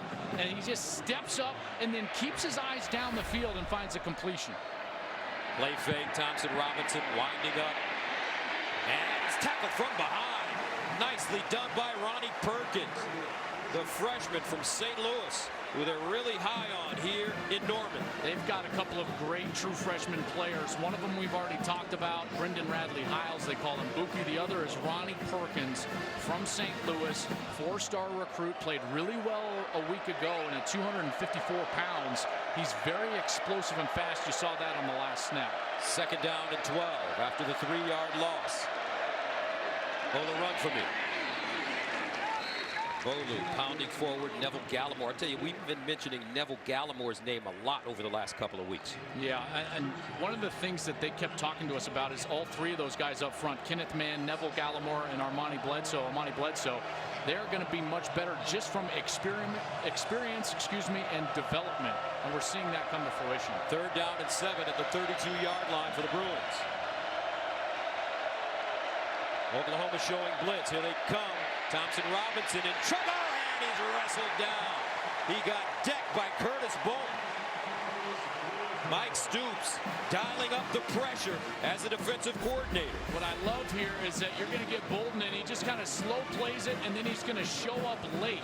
Watch how he does this, and we saw Murray do a similar thing, and then he shows up late, and he's there for the quarterback, almost like a spy. He's not a rusher right away, but Thompson-Robinson's got nowhere to go once he wants to try to tuck it. So this will be the 4th punt of the first half for the Bruins.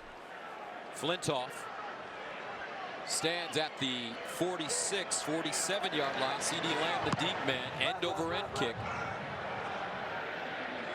And it's fair caught at the 7.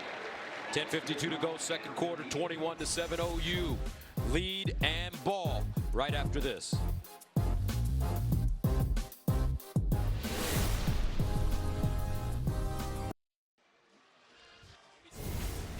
In 2003, UCLA came to Norman looking to upset the #1 team in the nation, but Antonio Perkins had other plans. He set NCAA single-game records for punt return yards with 277 and touchdowns with 3, leading Oklahoma to a 59-24 win. Tell you what, though, I know it's a slow start for Chip Kelly, but you know that in the next couple of years, he's going to get this thing going at UCLA. Oh, there's no doubt. There's no doubt. Bruin fans, be patient. This is going to work. First down and 10 at the 8-yard line. Murray spinning, gets out of bounds at the 15. Darnay Holmes there to usher him out of play. And it's just so different from his. Everyone wants to compare it to Oregon, right? He was great at Oregon. It's going to be great here. Listen, he was the OC and was promoted from within, very similar to Lincoln Riley here. It was built at Oregon, and they just kept it going and even accelerated it to those 4 straight BCS games, including a national championship appearance. Here, he's got to build from the foundation. This is foundational, folks. This is, kind of from scratch here. This is homemade. Second down and 2. Sermon looking, and he'll be dropped for a loss. Think about this UCLA team. A lot of guys aren't here that were here last year. 17 guys leaving the program. There have been suspensions, injuries. And that type of turnover is pretty normal when you're going through what I would call a culture change in a program. And they're playing a lot of young players. 11 true freshmen played last week. Got a true freshman all over the field on offense and defense. But I can tell you this defense is way better than they were a year ago. They were the worst rushing defense in the country. They are much more stout already so far this year. Third down and 2 at the 16. Murray with time underneath, and that one is deflected, intended for Hollywood, and the UCLA defense holds, and they'll force the Sooners to punt it away. Keyshawn Lucier-South looks like he deflected that football, number 11. And he was double teamed, but did exactly the right thing, right? He didn't try to make some sort of spin move. He just took the double team, and then he said, I'm going to get my hands up in the passing lane. And he's able to bat that ball down. So Cyber to punt it away for the second time at his own 2. Kyle Phillips, the deep man, standing at the 40. Low snap, handled. Short kick, takes a bounce. And UCLA will have pretty good field position starting at the 43-yard line. Down 21-7. 9:26 to go. Here comes that true freshman from Vegas. He's a gamer. Back after this. Fox College Football presented by AT&T Business is sponsored by Ice Cold Dr. Pepper, the official drink of Fansville. Welcome back to the Palace on the Prairie. Gaylord family, Oklahoma Memorial Stadium, 21-7 Sooners. Don't forget, folks, check out Breaking the Huddle with my main man here, Joel Klatt, on Facebook Live Wednesday at 5:30 p.m. Eastern, sponsored by Dr. Pepper. First down and 10 to the 43.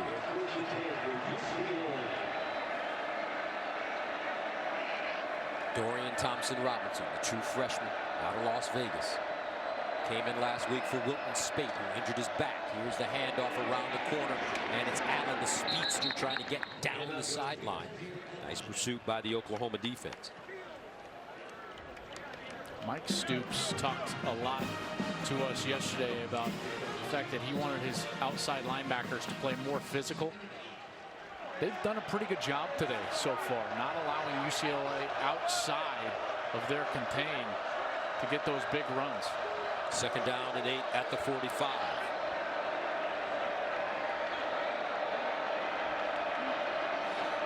Thompson-Robinson, quick strike, and it's caught.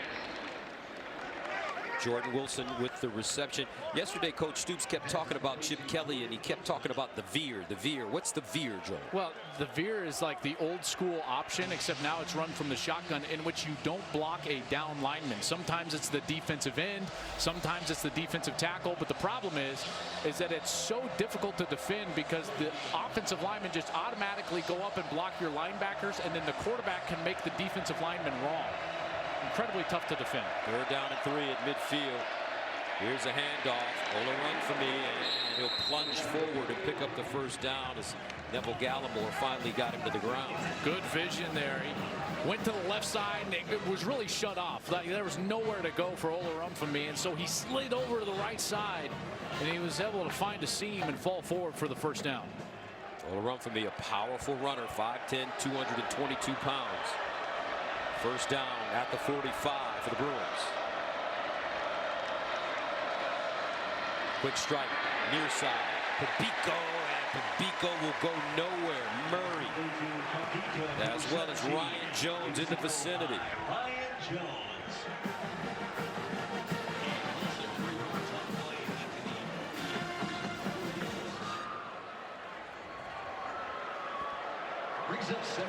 It's a loss of 3, 2nd and 13.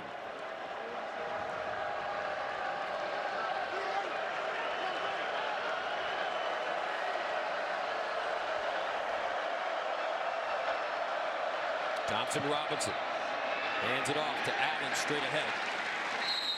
And Allen will pick up a couple. Famatau with the tackle. Well, in this situation, Gus, in these obvious 3rd down situations, we've seen Oklahoma dial up the pressure and bring extra linebackers and try to disrupt the timing of the young quarterback. Let's see if they do it again here. 3rd down and 10 at the 45.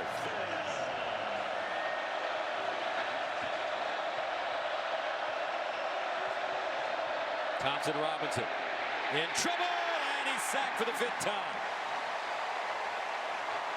Curtis Bolton, Mark Jackson. Great move by Neville Gallimore. Watch me, he's going to come to the right side, and then he's just going to swim around the guard and get right in the face. You've got all those Oklahoma Sooners right in the face, but the key is the middle pressure, Gus, because that's where the quarterback can escape to if the edge rushers get to him quickly. The middle pressure allows the quarterback to go nowhere. C.D. Lamb back deep. They'll let this one take a bounce and go into the end zone for a touchback. 21-7. Oklahoma Sooners coming back with the ball. The defense starting to stand out for OU.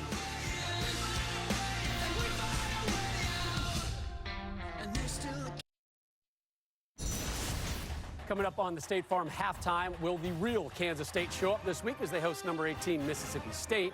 How the Wolverines responded after last week's loss at Notre Dame, and has it been a bounce-back game for Heisman hopeful Khalil Tate? Gus, Joel, we'll see you guys at the break. All right, thank you very much, Rob. Khalil Tate throwing the ball a lot last week against BYU. I don't think that's the recipe you want. You know, Khalil Tate has not won a game as a starting quarterback in which he's thrown the ball over 20 times. So throwing it 34 times is probably not the deal. Hollywood Brown with the reception as he turns it up and picks up a 1st down.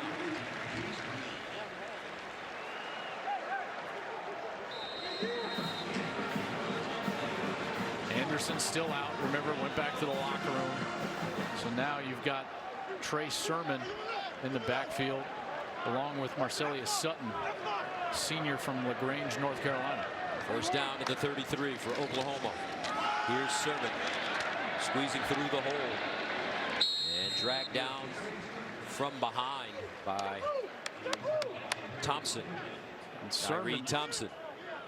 Sermon, Gus, is not just any backup. I mean, this guy was the starter for the majority of the first half of last season, including in a game in which they went and beat Ohio State. So he's certainly capable. 2nd down and 6 at the 37. Murray to the far side. And Hollywood picks up the 1st down. One thing Coach Riley talked about when we mentioned Trey Sermon to him was how he's really improved his body. Yeah. As a true freshman a year ago, he was very talented, but he didn't have the makeup yet physically of a veteran college football player, and he has trimmed himself down a little bit, and Lincoln Riley put it in a very simple way. Now he looks like an OU running back, and I was like, oh, okay, I get what you're saying there. You know, guys like DeMarco and Adrian Peterson and Rodney Anderson and Long P. Ryan, all those guys. Joe Mixon, first down and 10 at the 44.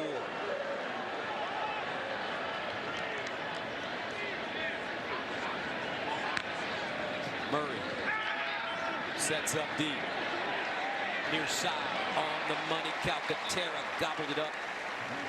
Close to a first down, and they really love Grant Calcaterra's pass catching ability. They think he's like Spider-Man. He can take anything down. He's probably a better pass catching tight end, split tight end than Mark Andrews was, who just won the Mackey Award. Now Andrews was fantastic, but Calcaterra has a little bit more route running nuance and a bit more speed. Second down and 1.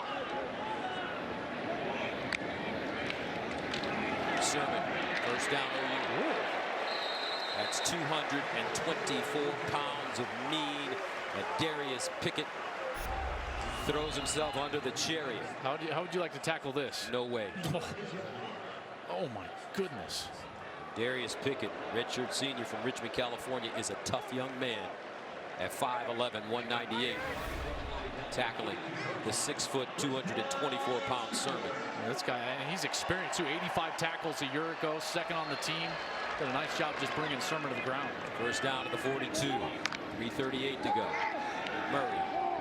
Calcaterra turns it up. First down OU.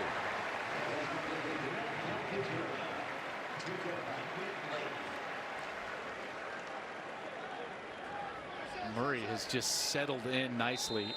He looked a little rushed early. Saw him with 3 incompletions. Those 3 incompletions were more than he had all of last week, but he has settled in, and in this second quarter played very nicely. And this series, I think, has been his best series so far. 9th overall pick by the Oakland A's as a baseball player. Got $4.7 million bonus.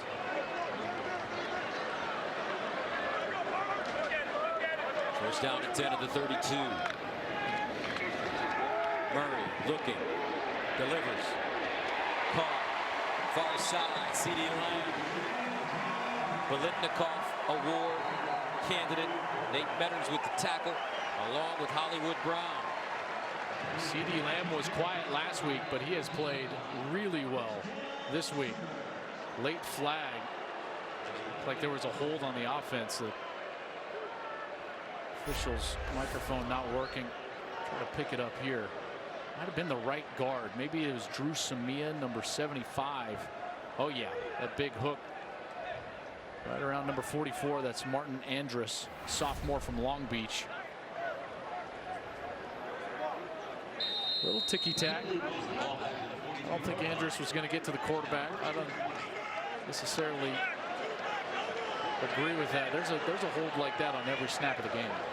A lot of California kids on this OU roster. Samia from Sacramento, Calcaterra from California as well. First down at 20, and Sermon gets to the 45. Chris Barnes defensively for the Bruins. Good patient run there. Got himself right in the crease of what the offensive line was creating. And Lincoln Riley's going to have to dial something up. Trying to get half of this back. Create a manageable third down situation. Second down and 13 at the 35. Murray to the sideline, and C.D. Lamb again at the, and they call it a catch as Lamb lost his footing, but somehow managed to cradle that football. And that's exactly what they did. They got half of it back. And if you get more, that's just icing on the cake. But now you're in a third down situation where it's much more manageable for your team. And if you really wanted it, you could still run the football. Third down and 3 at the 25 after the 10-yard gain.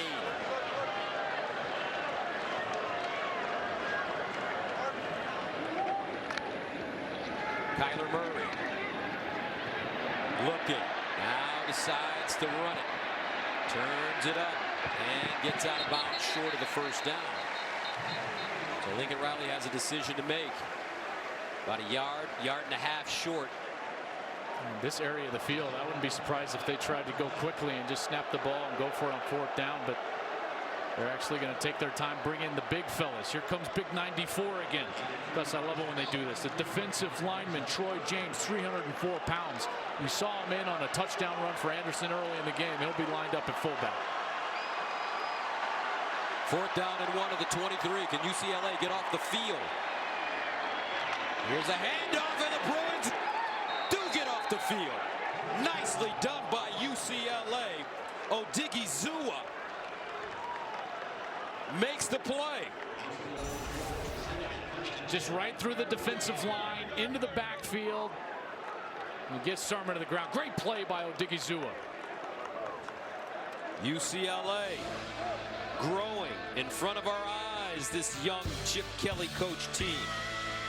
21-7, they have the ball after this. Fox College Football presented by AT&T Business is sponsored by Geico. 15 minutes could save you 15% or more on car insurance. Competitive first half, Oklahoma with a 21-7 lead, but UCLA, especially defensively, not backing down. Done a nice job a couple of different times. You know, on the plus side of the 50 for the Oklahoma offense, they've gotten themselves off the field. And they did so there on a 4th down play. Another offense has got to respond here, put some points on the board before the half. First down at the 25-yard line. Ola run for me. Going to be lucky to get back to the line of scrimmage. Amani Bledsoe and Kenneth Mann combining on the tackle. I got to tell you, these first down run calls are just putting them behind the 8 ball. And they're going awful slow here, not trying to get the point. I mean, now we're inside of 51, now 50 seconds. This is just taking far too long for UCLA. 2nd down and 9 at the 26. Oh, man. I mean, this was an opportunity to let your freshmen cut loose a little bit, and they're just going to go into the half down 14. It'll run for me again. Coming up at the half, Rob Stone, Dave Wannstedt, Matt Leinart, and Robert Smith are standing by with the State Farm halftime show. Gus, 2 timeouts. They had 1:13 left. I mean, I understand he's a true freshman, but a score here, any type of score, would have gone so far. I just don't like the conservative play here for the Bruins. Well, he's got a true freshman, as you mentioned. Down 14, not bad for UCLA going into the locker room on the road against the number 6 team in the country. Kyler Murray ran for a touchdown, threw for a touchdown. 21-7, Lincoln Riley and the Sooners with a halftime lead. Right now, we'll send you to Rob Stone in Los Angeles. Gus Clatter, thank you. Good start for the Bruins as they make their way off the field. Then the tables turned as most expected as we welcome you to the State Farm Fox College Football halftime show. Glad you're with us. Rob, Robert, Matt, and the coach with you. Game 2 without Baker Mayfield put the quarterback spot again. Appears to be in good hands with Kyler Murray. Our halftime highlight sponsored by State Farm, here to help offense go right. Focuses in on Mr. Murray. Yeah, you like to see the week 1 to week 2 progression. I love this throw. 3rd and long. Good patient feet in the pocket, delivers a strike, and then, Coach, we talk about just let the playmakers go make plays. Here, he shows off the accuracy on the deep ball. He had some great deep balls last week, following up this week again. Also scored on a quarterback keeper down the red zone, so he does show his versatility. But do want to give credit to UCLA's defense. They've done a great job in really limiting most of those explosive plays, and they've given themselves a chance here in the second half. Yeah, and that's what UCLA is going to have to do on the other side. They're going to have to make some big plays. You know, they threw for about 100 yards with Dorian Thompson Robinson, but 65 yards of the 100 was on one play. The rest of the time, you know, it's high percentage throws, and he has been under pressure. I mean, I'm going to give him credit. I mean, he's completing some balls, you know, under fire. He's been sacked 5 times. He's actually been sacked, you know, 10 times in the last 6 quarters. So, you know, the offensive line struggling a little bit. He's kind of, you'd like for a young quarterback, you know this, Matt Barry, and anybody, to throw when you want to throw. You don't like to have a young quarterback and throw because you have to, and they've kind of had to throw the ball because they've been behind, and they haven't been able to run it. Yeah.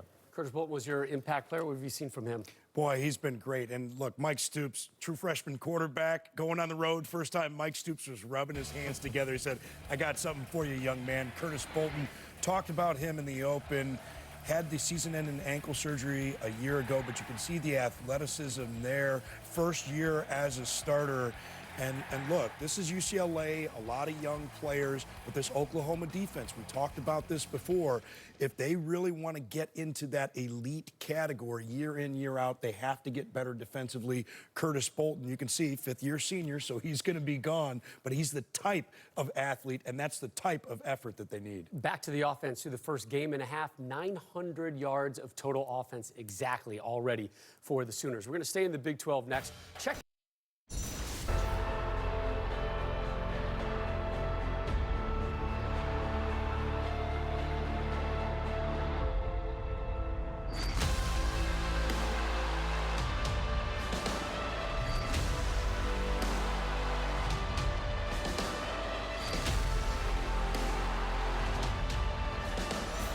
And welcome back to Norman, Oklahoma, with a 21-7 lead over UCLA. Fox College Football is sponsored by AT&T Business. Welcome back, Gus Johnson, along with Joel Klatt. Oklahoma, not as dominant as they were last week against Florida Atlantic, but the offense still effective. Yeah, they were, and creative again. And that's what Lincoln Riley, I think, does best, in particular with a quarterback that's got a great skill set running the football. Let's go into the AT&T Business edge-to-edge zone, where intelligence covers every edge of the field. And on this touchdown run, you're going to see the motion from Marquise Brown. First of all, his speed is going to affect two defenders.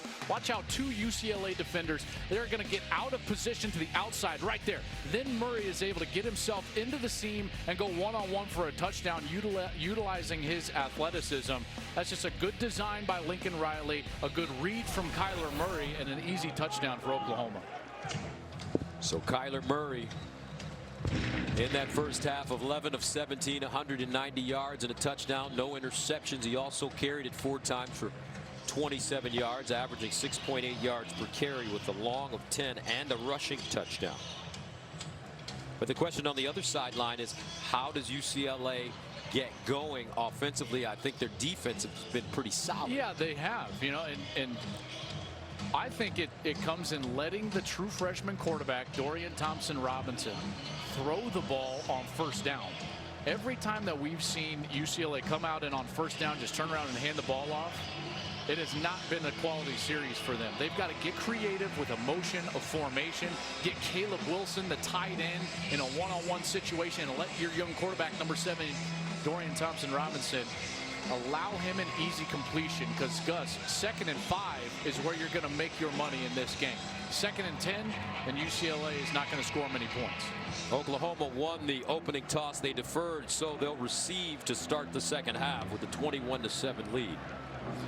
We do not have word as of yet on Rodney Anderson, who went out in the first half with an apparent knee injury.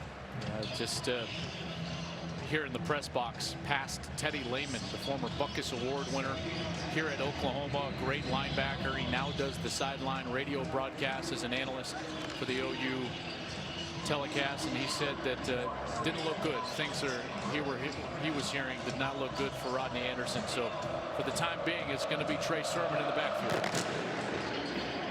Sutton and Brown back deep. This one kicked out of the end zone. Let's go downstairs to Jenny Taft.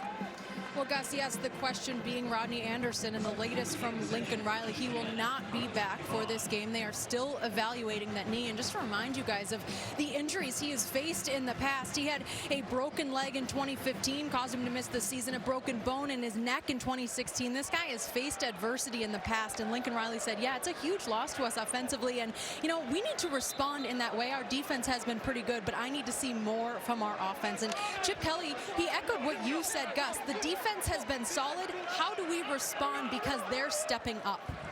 All right, Jenny, thank you very much. First down and 10 for Oklahoma at the 25-yard line. And he'll hand it to Sermon. No, this is Murray.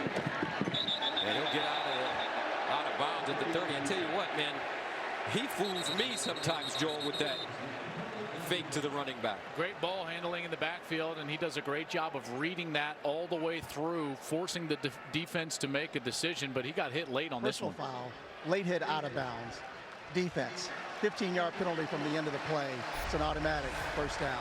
You know, it wasn't all that late. I mean, he's still inbounds when he gets shoved, but then at the end, he gets kind of popped from one of the UCLA players on the sideline. You know, that's tough. I guess you could argue, if you were the official, that he was giving himself up towards the out of bounds and there was no need for the extra shove, but he had not hit that out of bounds line. If I was coaching the defense, I would say, you've got to go until he hits the out of bounds, because he's so athletic, he might get the edge and go for a touchdown. So first down at the 45, opening series for Oklahoma to start the second half. Rodney Anderson out. Trey Sermon, number 4. The lead back now. Kyler Murray. Dancing. Turns a corner with speed. Murray cross field. Murray making people miss and finally slides down. A flag on the play. He'll gain about 8. Ill-advised block from C.D. Lamb. I mean, this is video game stuff from Kyler Murray, but Lamb late blocked in the back and got a flag. Illegal block in the back. Number 2, offense. 10-yard penalty from the spot of the foul. Still first down. You saw it right there late.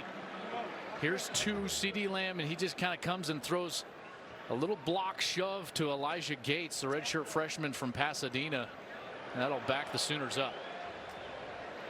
Lamb says, my bad. First down. And 11 at the 44.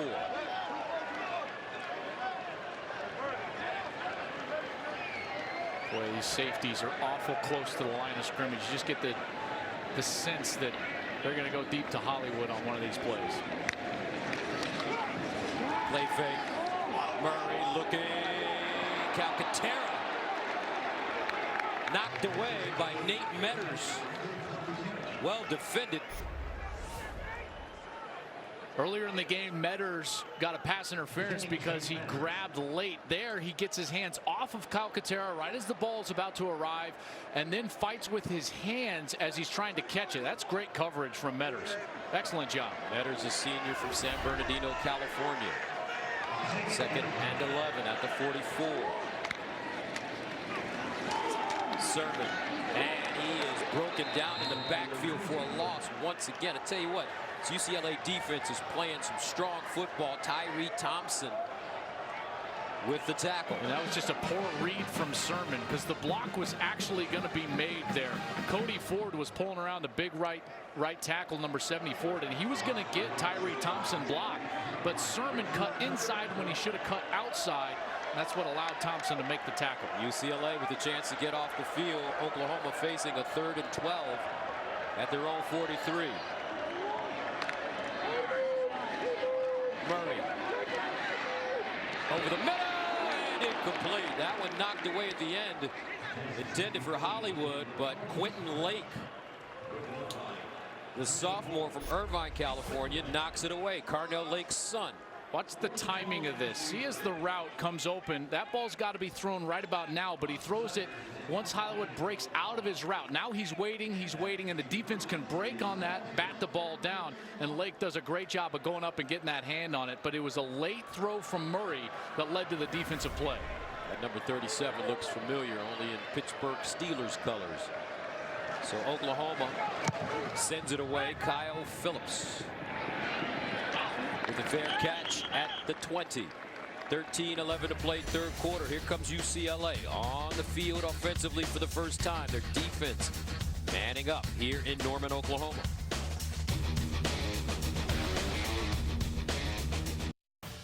Fox College football presented by AT&T Business is sponsored by SoFi, a personal finance company to fit your goals. By the all-new, totally remixed Volkswagen Jetta. 21-7 OU, but UCLA has the football for the first time here in the 3rd quarter. And on the road, it's been an adventure for the Bruins. They haven't won a road game since 2016, a game in which they won at BYU. It's been a struggle for them, and candidly, they just have not been able to run the ball. They've not been able to stop the run, but I believe at this point, Gus, it's got to be first down throws that are going to get them in rhythm. Let's see if Chip Kelly here is your 1st and 10. And they run it. This is Thompson Robinson. And Thompson Robinson hits the edge quickly and Looks like he may have picked up a first down. Excellent read by Thompson Robinson, and then he just had the speed to beat. Looked like Kenneth Mann there, 55, and Motley to the edge. Shows you the type of athleticism this kid had. He only started for 1 year in high school at Bishop Gorman in Las Vegas. He had to sit behind Tate Martell, who was a Gatorade National Player of the Year. He's now back up at Ohio State. First down at 10 at the 31. Will run for me in the backfield. And they'll give it to him with a huge hole. Will run for me. Picks up 7.5, maybe 8 yards on the play, as he stopped by Neville Gallimore. True freshman center Christaphany Murray had a great block. Good snap, and then he got all the way up to the linebacker and really was the key block on the play. They'll run it once again in the first down. Will run for me.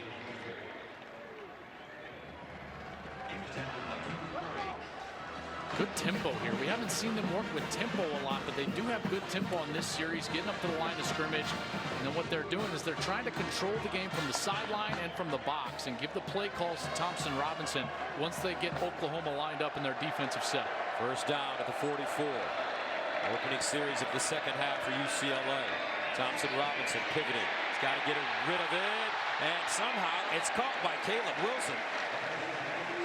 But it will be for a loss. I couldn't tell if this was going to be a fumble or a forward pass. So Caleb Wilson, I'm sure, is in the same boat, and he says he's got to grab that out of the air. Probably would have been an incompletion if he bats it down to the ground, and they would have saved some yardage, but you can't be sure. And so you've got to get that ball out of the air, and Caleb Wilson does it. Boy, the pressure on Dorian Thompson-Robinson has been immense. OU has 5 sacks on the day. Devon Monster comes in for Thompson Robinson, maybe for only 1 play. 2nd and 21. The handoff, hold it up for me. And Amani Bledsoe there defensively. Dorian Thompson Robinson, his helmet came off, so of course you have to leave the playing field for 1 play, back on the field. Nothing serious. But now he's faced with a 3rd down and 18 at the 36. UCLA struggling to move the ball, especially through the air.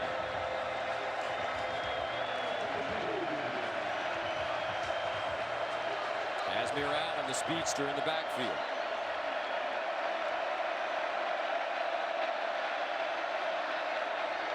And they're giving to Allen straight ahead. Allen powering his way to midfield as Curtis Bolton brings him down. Almost popped one free. That's a gain of 14 yards, but it brings up 4th down and 4. The Bruins will punt it away. I know you had basically everybody back at the chains. They had 3 safeties in the game all the way back at the 1st down marker, and they were fine with the handoff, rally up and make the tackle, even though it got a little bit exciting there at the end. Flintoff punting. CeeDee Lamb lets it go over his head and into the end zone for a touchback. Little over 10 minutes to play in the 3rd. Kyler Murray and the Sooners offense back on the field when we return. Kyler Murray trying to fill some large shoes here in Norman, namely of the Heisman Trophy winner, but it's been done before. You fill those big shoes like Peyton Manning and T. Martin. T. Martin went on to win the national championship. Matt Leinart did that. Vince Young obviously won a national championship. Colt McCoy was terrific after that. It happened both at Ohio State and LSU, and then recently with Deshaun Watson and Kelly Bryant. So there is precedent for a program to replace the alpha quarterback and in the very next season have a lot of success, and that's what Oklahoma is trying to do with Kyler Murray. And you know, Kyler has made it pretty clear the reason he's here playing football and not just, you know, getting ready for his baseball career is he wants to win a national championship. That's what he wants to do. That's why he's the quarterback. He believes they can do it. He believes he can lead them there, and that's why he's on the field right now. First down and 10 at the 20-yard line for Murray. He's very efficient in this game.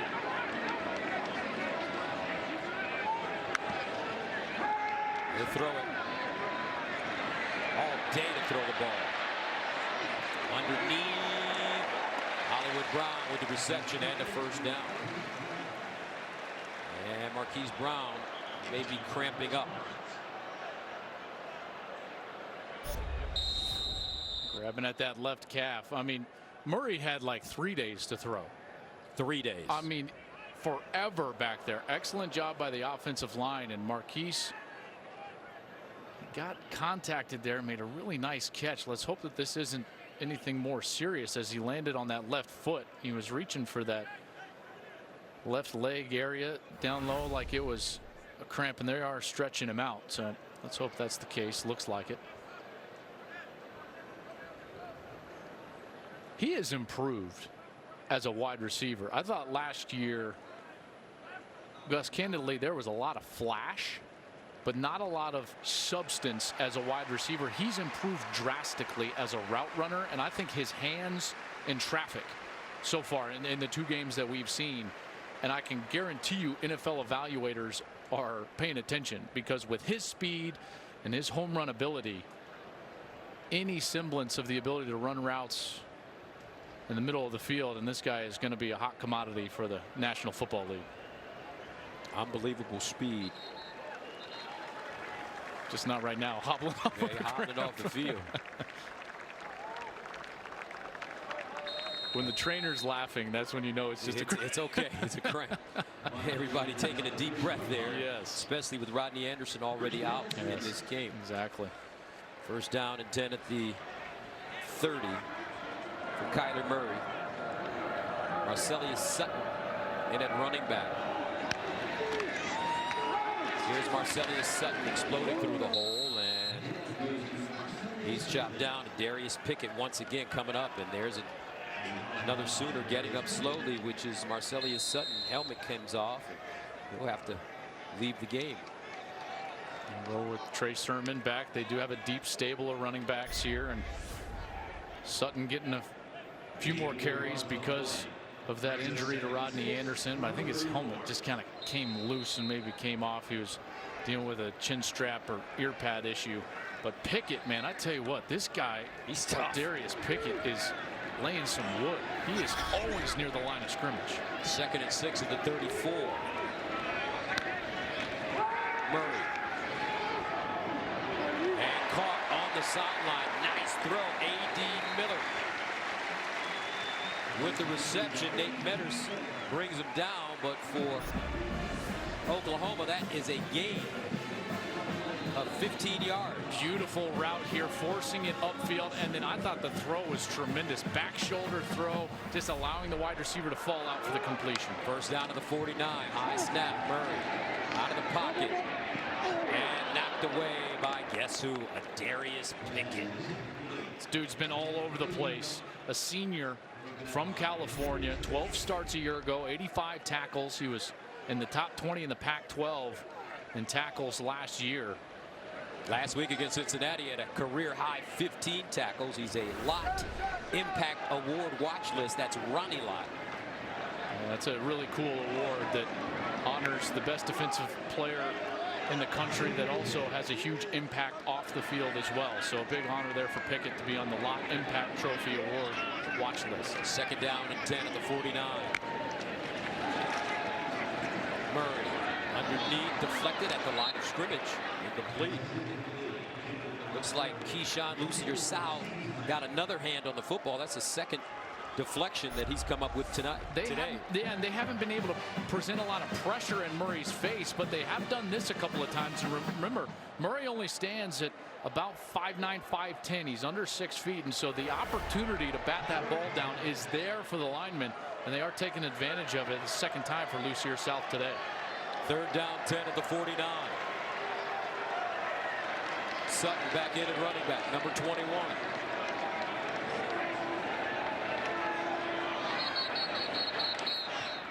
They were all messed up in their formation, and Lincoln Riley just took a timeout from the sideline. 8:31 to go, 3rd quarter. Timeout on the field. 21-7 OU. Let's take a quick look back at how we got here. It was UCLA early. Bolo Olorunfemi, he wound up in the end zone, and then OU started getting it going. Rodney Anderson and Marquise Brown on a long 3rd and 14. Caught it, gone. Turned on the Jets. OVA, Gus, OVA. Kyler Murray on a nice little ball handling in the backfield. He took it in the end zone, but UCLA has done a nice job defensively And on third down, Oklahoma has gone cold. They were 3 of 4 in the first quarter on third down. They've been 0-3 since. Third down, 10 at the 49. Empty backfield for Murray. Here's Kyler to throw it. Caught C.D. Lamb. And C.D. Lamb still running. Terrific throw and catch. Murray to C.D. Lamb. Gain of 25. Check out Murray's eyes. He's going to throw this right on time. He threw one previous in this game late to Hollywood Brown, and it caused an incompletion. But there, that was right on time, right at the back of the linebacker. Easy first down. So first down and 10 at the 26. And Murray pulls it out, runs it, first down and more. As he slides down inside the 10. I'm telling you, Joel, this kid's got some Russell Wilson in him. Check out his eyes all over the defensive end. As soon as Keyshawn Lucier South comes in, number 11, boom, he takes off around the edge, and he's got the athleticism to make guys miss. Even Pickett, who's been having a great game. That's a gain of 15. First down and 10 at the 11. And it's Sutton still on his feet. Touchdown OU. 11-yard run for Marcelius Sutton.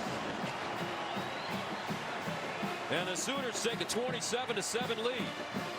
Well, it's all about reading that pulling guard and tackle, and he did a great job. Both guard and tackle are going to swing around, and then he stays up. It seems like going into the end zone, gets contacted awful close before that right knee hits, and when the ball actually crosses the plane of the goal line. Marcelius Sutton, a senior from LaGrange, North Carolina, transfer from Lackawanna College. And with Rodney Anderson going out, Sutton's carries are going to go up along with Trey Sermon. And I don't know, was he down, Joel? You think his knee was down? It's going to be awful difficult to overturn this because we don't have a look where we can get simultaneous of knee down and ball position. That's why I think they're going to let this stand and go ahead and attempt this point after. Austin Seibert in for the extra point. And it's good. 28-7 OU. 7:37 to go, third quarter. Sooners moving and grooving at home.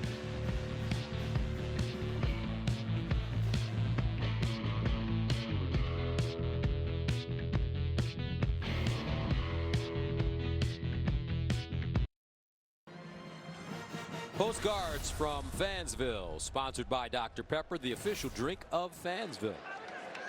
Take a look at the crowd. I tell you what, it was so hot last week after Oklahoma got up 28-0 after the first quarter. They were out of here. Listen, and I couldn't blame them. I couldn't either, and I give them credit for being here, right? I mean, there's not many fan bases that would have shown up like they did last week, but this is one of the great fan bases in all of college football, and it's a joy to come here. It really is. Now, it wasn't a joy to play here, but it's a joy to come here now and witness games. Much better now, right? Yes.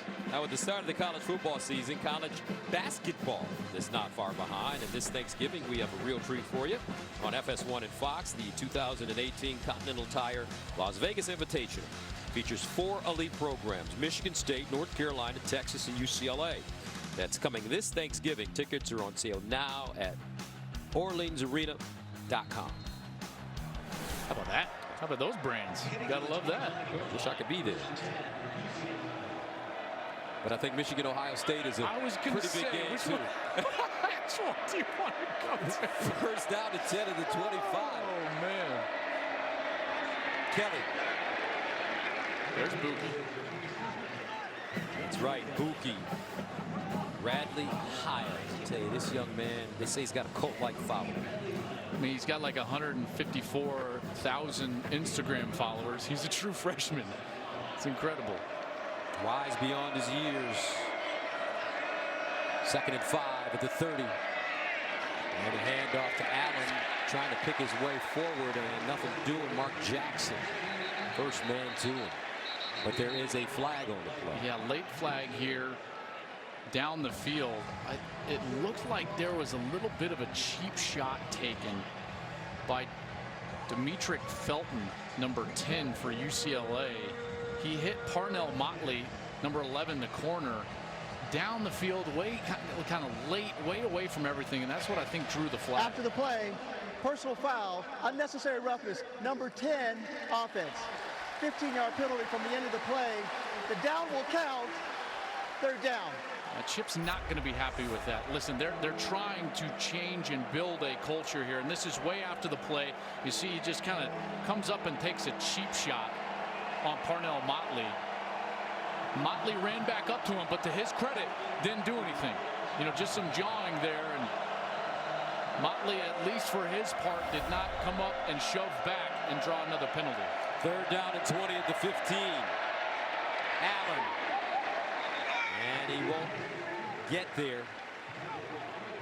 Right now, this Oklahoma defense bend but not break philosophy as they force UCLA to punt it once again. Yeah, those long third down opportunities, Gus, you're exactly right. Bend, don't break. They're fine giving up that 10-yard carry, rally up, make the tackle. Hey, man, you listen well. Maybe I should be an analyst. That's where I hear the... Hey, stay in your lane. I like you, buddy. Look at you. Here's C.D. Lamb. Straight ahead. C.D. Oh, Kenny. Woo! Shake. Bake. Kenny's finally taken down. C.D. Lamb doing it on all sides. A 66-yard return. Mo Osling with the saving tackle. See, my man, that's when you're great. That call was amazing, and that return was amazing. C.D. Lamb, he's looking back. That's the last tackle he needs to break, and he's unable to do it.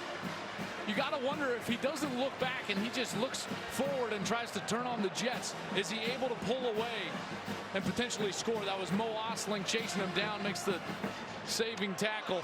You know, I was listening to my boys on the franchise when I was coming to the stadium today, and one of the commentators said, be careful. Today is going to be a big day for C.D. Lamb, and man, was he right. Yes. 6 catches, 111 yards, and a punt return like that.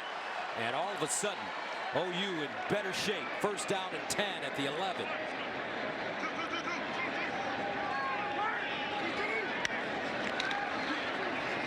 Murray, broken play.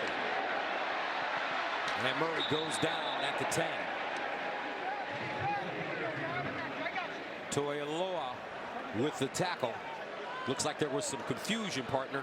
Well, that was the exact same play they ran on our AT&T business edge-to-edge highlight there out of halftime. It's the exact same play, but UCLA was ready for it. And you see the confusion. I thought it wasn't necessarily confusion as much as it was the hole was just not there on that side. The motion didn't pull the defenders out. There was nowhere to go, and Kyler Murray just kind of ducked with it. Second down and 9 at the 10. Murray looking. Murray in the end zone. Touchdown, 80 middle. This Oklahoma team, Joel Klatt, is good as it gets. Alabama, Clemson, Georgia, watch out. I'll tell you what, that hole in the back of the end zone, it was so small, and Murray does a great job of anticipating the throw right over the safety and the linebacker's head before they could even get their hands up. 34-7, 5:19 to go third quarter. OU starting to pour it on now. Extra point, Cyber goes down. 35-7 OU, the number 6 team in the nation. Picking up on where they left off last week against Florida Atlantic. Kyler Murray starting to show that this is his team now, and he's got his boys with him.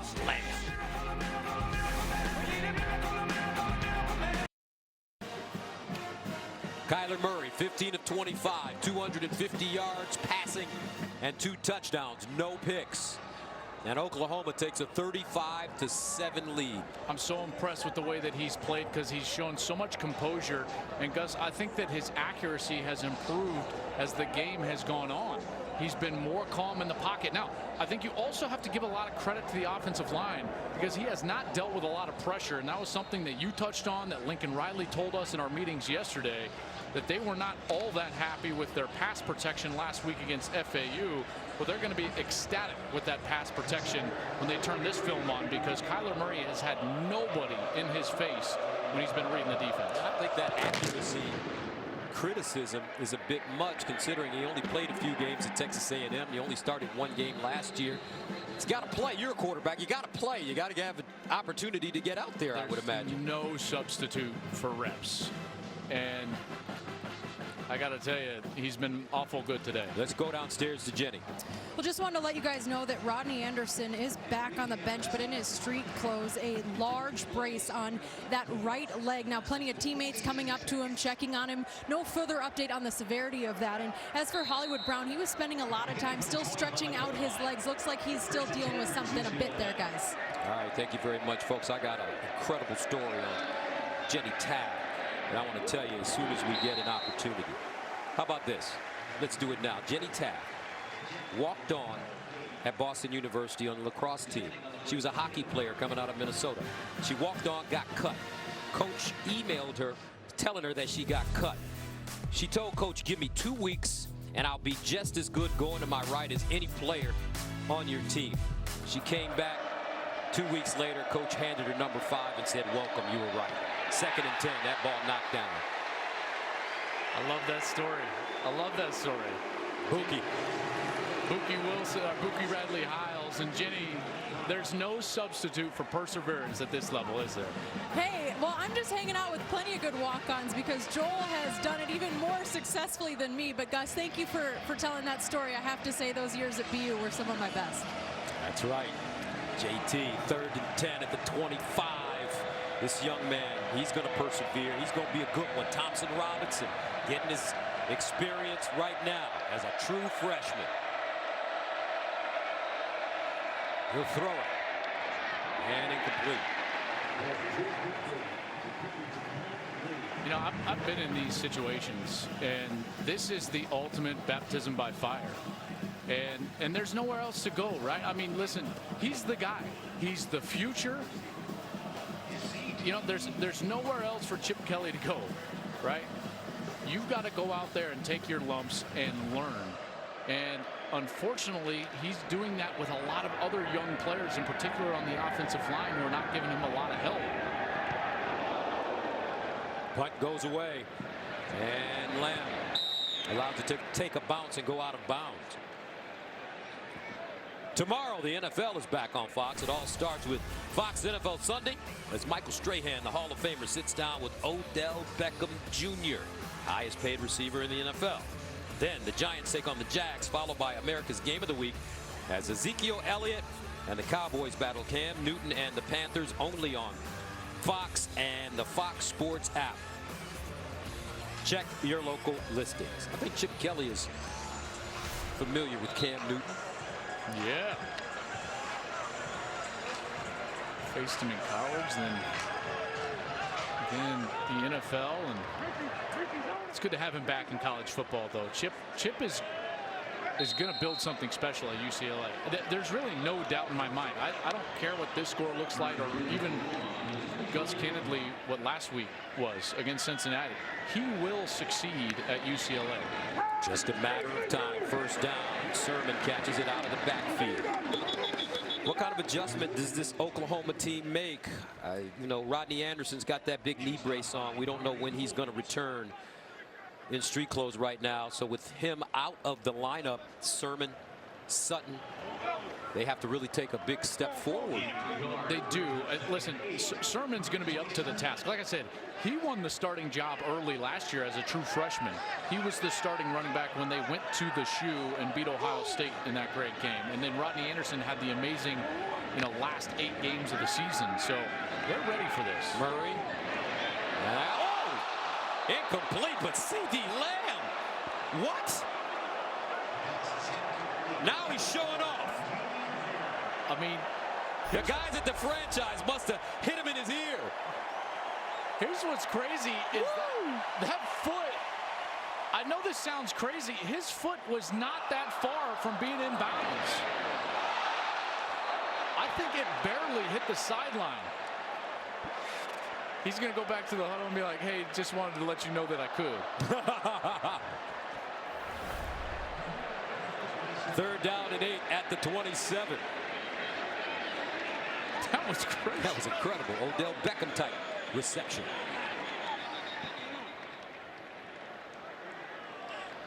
delay a game, number 1, offense. 5-yard penalty, still 3rd down. It's going to give UCLA a great chance to get off the field here. Murray's got to know better than that, understand where the play clock is.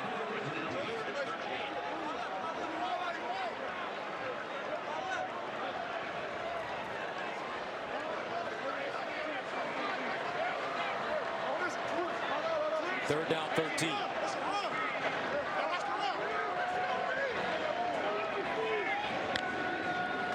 Murray with the handoff to Sutton. And Sutton breaking tackles, and he picks up a first down. A 14-yard gain on 3rd and 13. Darius Pickett came up and just drilled the wide receiver who was trying to block. That's right there. 83 was trying to get a block. That Nick Basquin, former walk-on senior, but Pickett did not attack the ball carrier. And that's what allowed Sutton to wiggle by for the first. First down at the 36 for Kyler Murray. He knows how to keep everybody's hands full. Murray, bad snap. Winds up. Intercepted.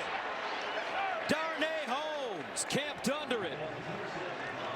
And Kyler Murray didn't put enough air under that football, and UCLA forces the turnover. It was a good route, but the ball was just in the wrong spot. Hollywood takes the inside route. When you've got his speed, you tell him, hey, either inside or out. Doesn't matter, and I'll adjust as a quarterback. But Murray did not adjust and threw that ball on the outside. That ball, Gus, has got to lead him towards the inside of the field and deep. Severely underthrown, but a nice play by Darnay Holmes. I would say the second best player on the UCLA defense, along with Jalen Phillips. Started as true freshman a year ago and makes a big play there. So the Bruins will take over, first down to 10 at their own 25. And here's a handoff straight ahead, not a lot of room, and the Bruins will be lucky to get back to the line of scrimmage. Good play there from Trey Brown from his corner spot, crashed all the way in on the inside, was able to get to the ball carrier before he got going. 2nd and 10 at the 25-yard line.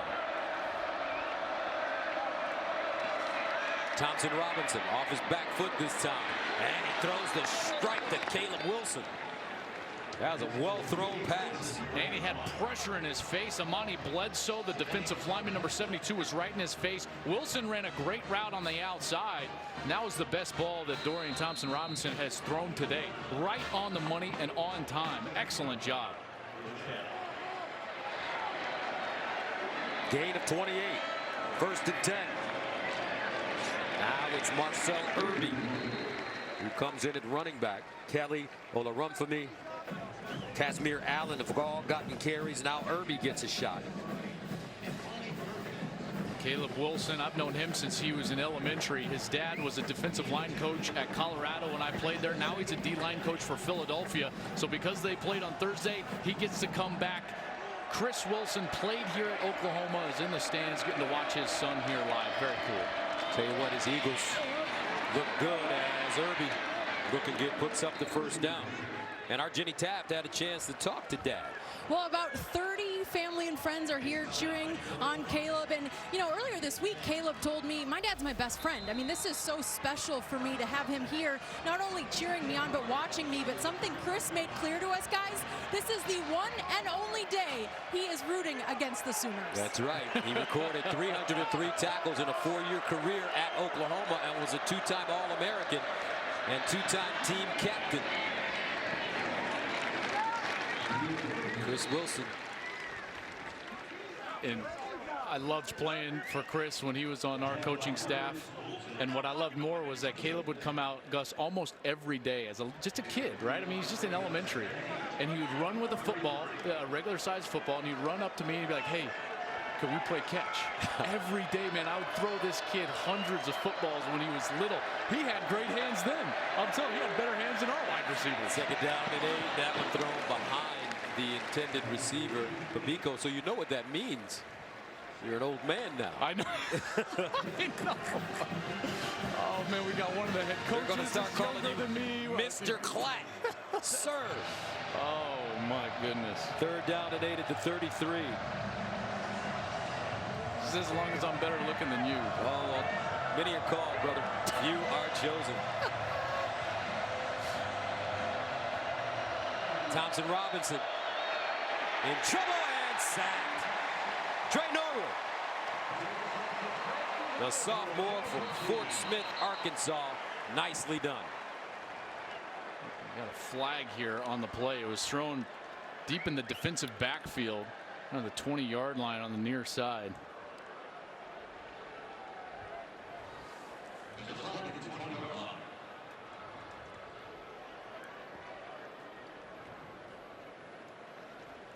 There's no foul on the play. 4th down.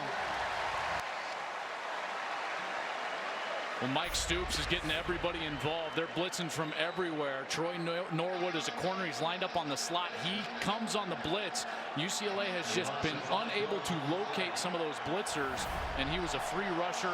Mike Stoops doing a great job dialing up that pressure. So 4th down and 13. The Bruins going for it.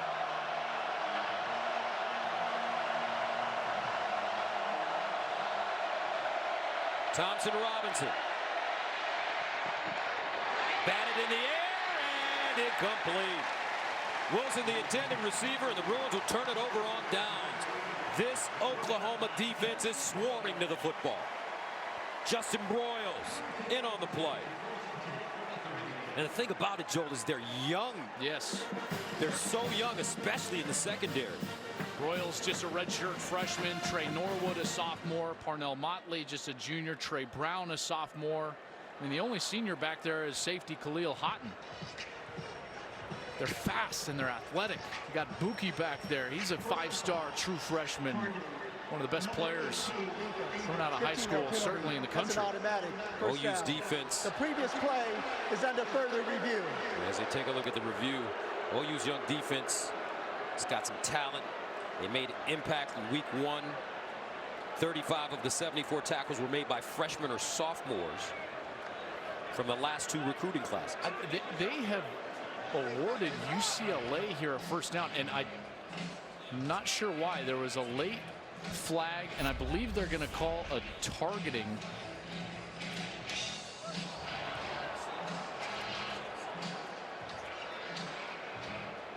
Thompson Robinson looks like he was shaken up as he went to the UCLA sideline. Yeah, but just because the quarterback's shaken up doesn't make it a foul, right? Like, I don't see the indicators here. I don't see the launch. I see him going towards the chest. I don't see the forcible contact against the opponent with the crown of the helmet, and I don't see the forcible contact in the head or neck area. Well, on the replay, Joel, I got to tell you that it looked like Thompson Robinson's head really snapped backwards. Right, but that can happen if you get hit high on the chest. You know, if your feet are off the ground, then I just think that you, trust me, you get hit in the chest. And Dean Blandino, our rules analyst, is with us in Los Angeles. And Dean, just because his head moves doesn't mean he was hit in the head. It looked to me like Bolton hit him in the chest. That's correct, Joel. A lot of times when the contact is in that upper chest area, the head will come forward first versus contact to the head, which forces it to go back. This is close. I kind of am looking for an indicator. I don't see one. His head looked like it was up. It is high. I don't know if we have enough to change it, but it's one of those where it is a player safety issue, and they are going to lean towards safety when it comes to these close plays. And the other factor that I would hope that they look at is the fact that 42 Mark Jackson also hit Dorian Thompson Robinson, which changed the strike zone with, and Bolton has no control over that. You know, it's almost like his head was brought to Bolton, even though I don't feel like Bolton hit him in the head. Better look right here. That is, I think that's a good point, but when you're looking at these plays, you really can't take that into consideration. It's what does the player delivering the blow, what does he do? Now we'll see. Dean, it could go either way here. After review, there's no foul for targeting. It will be first down, Oklahoma. All right, thank you very much, Dean. I think that was a good removal of the foul. I really do. And I know Chip's going to be upset with that, but again, there were no indicators for targeting. He did not launch. It wasn't crown of the helmet, and it wasn't forcible head or neck area. So candidly, I think that was a good removal of the penalty. So the Oklahoma offense comes back on the field, leading 35-7, under a minute to play here in the third quarter. First down at their own 38. Marcellus Sutton, back-to-back touchdowns, week 1 and week 2. They give it to him running right as he turns the corner and slices his way forward, crossing the 40. Love these stories. Guys like Sutton had to go to junior college, Lackawanna, like you mentioned earlier, Gus, and now getting his shot. And listen, we saw this, like I said, a year ago, where Rodney Anderson wasn't really a factor until the last 8 games. So we don't even know, which back could potentially be the featured back by the end of the year for Oklahoma. That's a deep stable of backs. Also, they've got Pledger, a true freshman who's a very talented kid. He could get some run here in the coming weeks. Got some run last week. 2nd and 5 of the 43. Sutton jitterbugging, and he's caught behind the line of scrimmage. And that could take us to the end of the third quarter. Isabor with the tackle for UCLA, and that is the end of the third. 35-7. Sooners dominating against the UCLA Bruins. Back for the fourth right after this.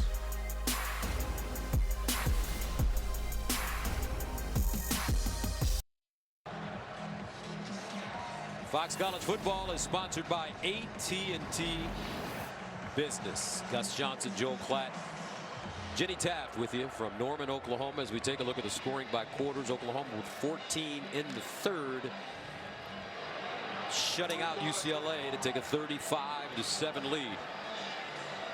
Well, UCLA had that opening touchdown, and then OU has just flexed their muscle, haven't they? Been good on defense, seen some good special teams plays, but namely the quarterback. It's been very good, Kyler Murray. They're down at 6 for Murray. Flag on the play. Murray rifles one, and it's incomplete. Intended for Lee Morris, his high school teammate, who got some good news this week from Lincoln Riley. Didn't he? Yes, he did.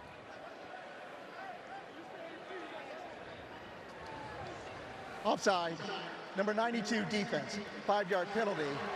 So first down. Individually probably had the biggest impact on the game of anybody. The catch and run, I mean, it was such a competitive catch to begin with, and then the run after. CD had a great block. That was awesome. Not his first time around here to show up and make some big plays in a big game for us. You're going to have to give him a scholarship at some point? Yeah, I am going to have to. I'm going to not have to. I'm going to get to at some point. Hey, if you guys, and I'm serious about this, make sure everybody's honest, okay? If you guys have to go out to dinner tonight, take Lee Morris, he's mine. He's a scholarship! That's right, Lee Morris got a scholarship walk-on. His father was a walk-on at OU. Now Lee Morris walks on, gets a scholarship. That's saving his family $43,000 a year. I love it. I love it. I think it's my favorite thing about college football is, and we see these videos out all the time now, like how the coaches are doing it. And Lincoln confessed, he was like, listen, I couldn't do it all that creative because we're in the middle of the season, but I tried to do it the best way that I could, and Lee certainly has earned it. He's done a heck of a job here for Oklahoma. First down to the 45, Kyler Murray. That one deflected and incomplete. They got caught there with no protection on Murray from the corner blitz. Darnay Holmes, number 1, came from Murray's right side, and Murray basically just had to throw this away. He's trying to get the ball down the field and just didn't have the time. Holmes was able to get there and force him to throw it earlier than he wanted to. So that'll make it 2nd down and 10.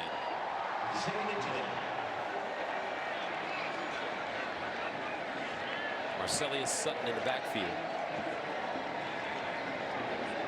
UCLA showing blitz. Pickett comes up to the line of scrimmage.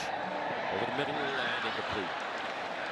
Now, what's been the big change, partner, in football. Back in the old days, coaches wanted a quarterback that was 6'3", that could drop back and see the whole field. Now you see smaller guys like Russell Wilson, or Drew Brees isn't a really big guy. How has offenses changed in terms of being able to protect these guys? I think there's just more movement. There's more of an opportunity to take advantage of space and use athleticism. And the RPO game, the run-pass option game, has allowed shorter quarterbacks at both levels, whether it's college or the NFL, to have more success. 3rd down and 10. And ball snapped low. Murray trying to run. Murray, 1st down and more. That's what makes these little guys so dangerous. Oh my goodness, this is a totally broken play. This is a no chance play. The ball is dropped. It's kind of a low bad snap. Watch how it's going to come back a little bit low and to the right, and he's unable to handle it cleanly. Hits the ground, so he just replaces the running back in the hole, and now it's just athleticism and speed. Man, I mean, come on. That's why. Gus, why do these quarterbacks on the field? That's why. You kidding me? And defensive coordinators, they come into the coaches' meetings and they're like, hey, I can't deal with that guy. 1st down and 10 at the 35.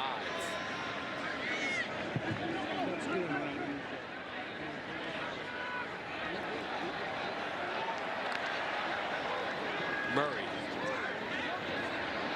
Down the field. Murray. CD Lamb! What a game!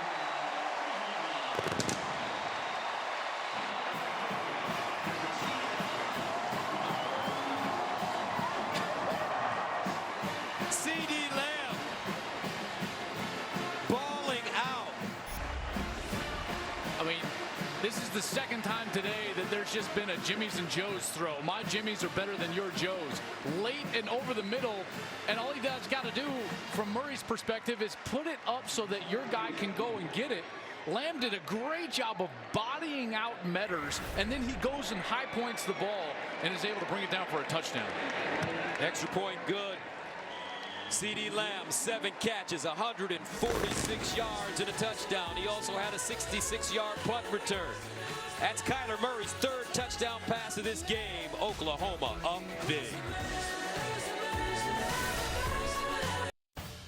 Fox College Football, presented by AT&T Business, is sponsored by Buick.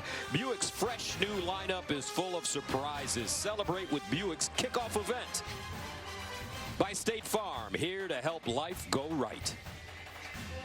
And by McDonald's. Welcome back to Norman and the Oklahoma Sooners, the 6th-ranked team in America, with a huge lead over UCLA. The offense partner really getting it going, and this defense has shut down the Bruins.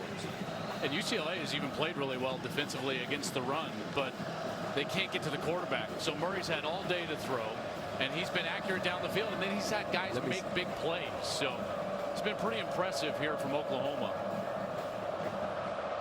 Sooners are send it away. Seibert has been kicking it out of the end zone the entire day, and he does it again. So Lincoln Riley has to be happy with the team he put out on the field today. And there's another man that's happy as well. Folks, we're with Big Game Bob. All right, Coach Stoops. Good to be with you. Good to see What's you. up, man? How are you? Good to see you guys. This is your second year. This is your second year being retired. How has it been for you? Yeah, it's been better this year. It was a nightmare last year, and this year's still tough, but it's been better. I'm getting used to it. What do you think of your team? Love it. They played so well a week ago, and then today they're playing really well. Also, as you said, loved defensively they played great. Offensively they've been great as well. I'm surprised they've limited the run game as much as possible. It's been such a weapon for us. Well, that run game possibly took a hit with Rodney Anderson leaving the game earlier. Let's hope that he's okay, Coach, for Oklahoma's sake, because I know that when you were the head coach, he dealt with a lot of severe injuries, losing 2 seasons in his career. You know, exactly. He's gone through so much adversity. Hopefully it's just, you know, a mild sprain, something that you can recover from quickly. 42-7. Coach Stoops is going to fortunately hang out with us for a little while. Maybe we'll just prepare him for a career, you know, this is his next career. That's right. You guys have been working on me. 3rd down and 2. Thompson Robinson. And caught at the 45. Is that Caleb Wilson again? That's a 22-yard pickup. That's a true freshman. Looks like Chase Cota with the reception. Chase Cota from Medford, Oregon. He was the #2 recruit in the state of Oregon. Number 27 wide receiver in the country. I got the chance to see Caleb Wilson in the tunnel before the game. You know, his dad was with us for a good amount of time, and Caleb was a youngster here for a long time here in Norman. Chris coached at Colorado, Oklahoma, several stops before landing with Philadelphia and earning that Super Bowl ring last year. We tried to text Chris and Tino. I thought they were going to be at the game, so we've been trying to connect. First down and 10 at the 46-yard line. Thompson Robinson throwing deep. Did he get it? Wow. Wow. Theo Howard over the shoulder grab. Hey, I tell you what, in the last couple series, we've seen some big-time throws from Dorian Thompson-Robinson. You get the sense that he's maturing right before our eyes. One down the sidelines to Caleb Wilson's a few series ago. Now this one, that one is a perfectly thrown ball. Coach, the defense has got no chance when a ball is thrown that well. That's a great throw and catch. You know, Trey Brown's right there as well as, you know, position. As good a position as he can be in there, and they make it. It's a great play. First down and goal at the 1. Only run for me, and he's denied. So you go back a long way with Chip Kelly. How long do you think it'll take him to get things going at UCLA? He'll get it going. He's a great coach. You know that. He's an innovator. I got a chance to bump into him for 5 minutes ahead of the game, and really think, you know, love the guy. Think he's a fabulous coach, and he'll get it going there. Second down and goal at the 2. Bruins trying to get in to make themselves feel a little better here in the 4th quarter. And they stay on the ground. Only run for me. Already scored the only touchdown of the game for UCLA, and it looks like he gets a second. As that offensive line really fired off the football, and Bolu Olorunfemi with the touchdown. Left tackle Andre James with a really nice block. He sealed the true freshman Perkins. Ronnie Perkins just kind of got pushed out of his gap, and any seam in the defense inside the 1-yard line is going to create a touchdown for the offense. It's so difficult to play defense down there, but a nice job from Andre James, the left tackle. J.J. Molson in to attempt the extra point. And it's good. 42-14, 11-11 to go in the 4th quarter. Coach, will you hang around a little longer? Okay, if you need me, I will. That's right. Joel will pay you at the end of the day. No problem. Here we go. 42-14, Oklahoma on top of UCLA. Gus Johnson, Joel Klatt, and Coach Bob Stoops in the booth. Good to be here with you guys. Always good to be here in Norman. I was telling Gus a little earlier, a lot better now than having to suit up against the Oklahoma Sooners and your teams and your defenses, but you certainly handed the keys to a Porsche. Joel, you caught Lincoln Riley. You caught us in some tough years, 2003, 4. See, I keep telling Gus that. I'm like, no, you don't understand, man. I had to face like Tommy Harris and Teddy Lehman and Antonio Perkins, and they were some dudes. We had some special guys for sure, and still do, I guess. Bruins send it away. And this one will be brought out of the end zone by Trey Brown. Trey Brown! Tell you what, Oklahoma has been terrific on special teams today. Now let's go to Greg Wolf in Los Angeles for a game break. All right, Gus, thanks. We'll go to Tuscaloosa, #1 team in the country, Alabama, taking on Arkansas State. Tide have won 74 straight against unranked teams. Tua Tagovailoa finds Jerry Jeudy. He goes 58 yards for the score. Tagovailoa, first 2 completions, both went for touchdowns. Tide lead 13-0 first quarter. Gus, Joel, Coach Stoops, back to you guys. Come on, man, Arkansas State. I'm not saying anything. I was trying to lead you to the water there, Coach. I know. Haters, first down and 10 at the 35. Murray to throw it over the middle and caught. First down, Oklahoma. This time it's Jalen Robinson. Coach, do you think this guy is going to be able to sustain the efficiency in the passing game that we've seen over the last 3 years with Baker Mayfield? Well, to some degree, yes. I mean, it's hard to say, can he be a Heisman Trophy winner in the first pick in the NFL draft? Right. You know, that's a lot to say. But Kyler's an awesome quarterback, very talented, got a great arm. So I think he'll be very similar. And at some point, he's going to have to be a huge contributor with his feet. He will be. And I think Lincoln Riley's one of the most talented play callers I've ever seen, been around. And he'll know, as the season goes, he'll know what fits Kyler the best, run and pass, and using his feet some, and he'll adjust. Well, Kyler has used his feet today. 9 carries, 67 yards. He's averaging 7.4 yards per carry with a long of 15. And how about this? Uh-oh, my son's out there in the slot. Number 25, Drake Stoops. Had a good game last week. Get him the ball. Get him the rock. Here's Murray. Oh. And that one incomplete. But there is a flag on the play intended for A.D. Miller. How great is it for you to be able now to just watch your kid play football? It's great. You know, this has been a huge adjustment, but a lot of parts of it have been fabulous. Other parts have been a struggle. But anyway, I'm glad to be here watching him play. Number 9 defense. 15-yard penalty from the previous spot. Do you go home when he comes home? Do you critique his games? Do you call him up as a former head football coach and tell him what he needs to do? Listen, he thinks I've taught math my whole life. He doesn't think I know a thing. That's great. As well it should be. First down and 10 at the 36. I think what's interesting from a lot of our perspectives, Coach, and I'd love to get your thoughts on why did you step away? Well, there's, you know, as much as anything to own my own time, to do what I wanted to do, and you never know what's promised you in life, and it was just time for me. First down at the 36, Pledger.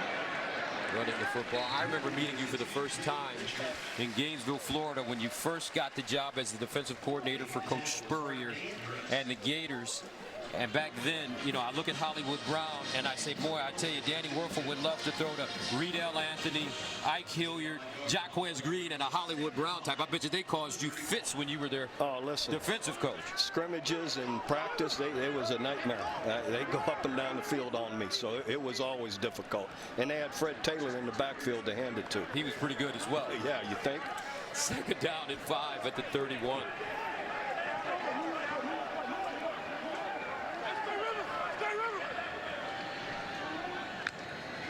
Murray with the handoff.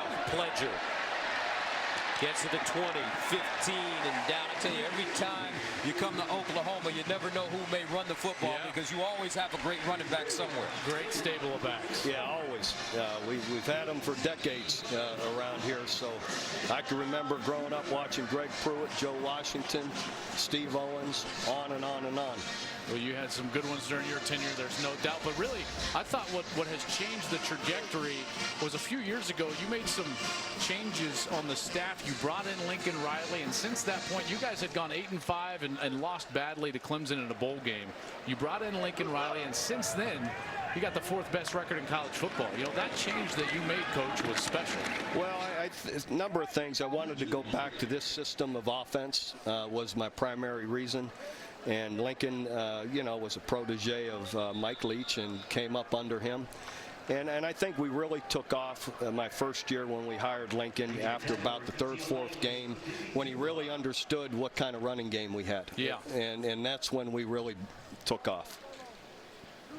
Looks like Odigizua is down. We'll take a quick timeout. Back with Coach Stoops in the booth after this. 42-14 Oklahoma. Sooners threatening once again. Gus Johnson, Joel Klatt, and Coach Bob Stoops. Coach, you started all this offensive stuff. What people forget is that Bob hired Mike Leach to be his first offensive coordinator in 1999, and now you went back to that well, the protege Lincoln Riley. So this air raid has been in your DNA for a long time. Murray lofts it up into the end zone. And a flag on the play. It absolutely has. My key hire, hiring Mike Leach to run my offense, no one in this league anywhere. How'd you know about Mike? Didn't you face him when he was at Kentucky? I was a defensive coordinator at Florida for 3 years, facing Kentucky with Hal Mumme. Hal Mumme's the originator of this style of offense, and Mike Leach was his protege.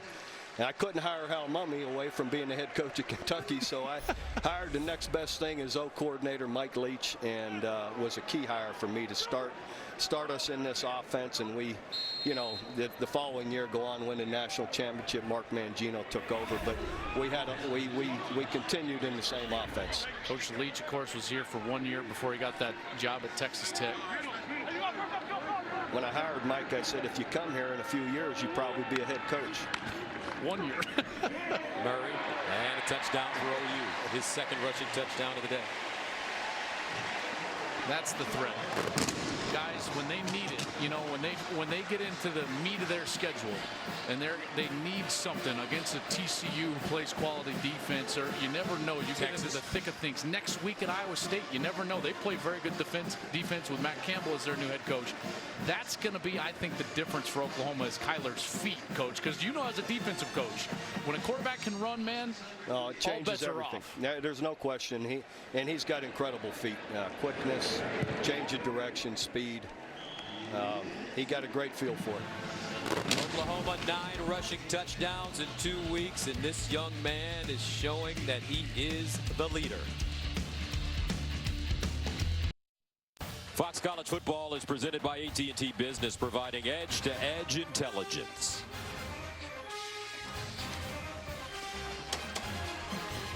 And welcome back. 49-14. OU on top of UCLA with 7:40 to go in the fourth. Gus Johnson, Joel Klatt, and we are pleased to be joined by all-time winning coach Bob Stoops in the booth with us. Kyler Murray's having a really solid day. C.D. Lamb. I tell you, these two receivers, C.D. Lamb, Hollywood Brown, they're spectacular. They are great players. C.D. As a true freshman was great last year. He's even better this year, asserting himself more. And Marquise, Hollywood can get by anybody. And you recruited him. I was on staff. Yeah, I did. Absolutely. I was in his kitchen recruiting him. He and his mother visiting with him. Quiet, unassuming guy. He was actually wondering if he could even play at Oklahoma, and we were happy to get him as this ball picked up by Holmes.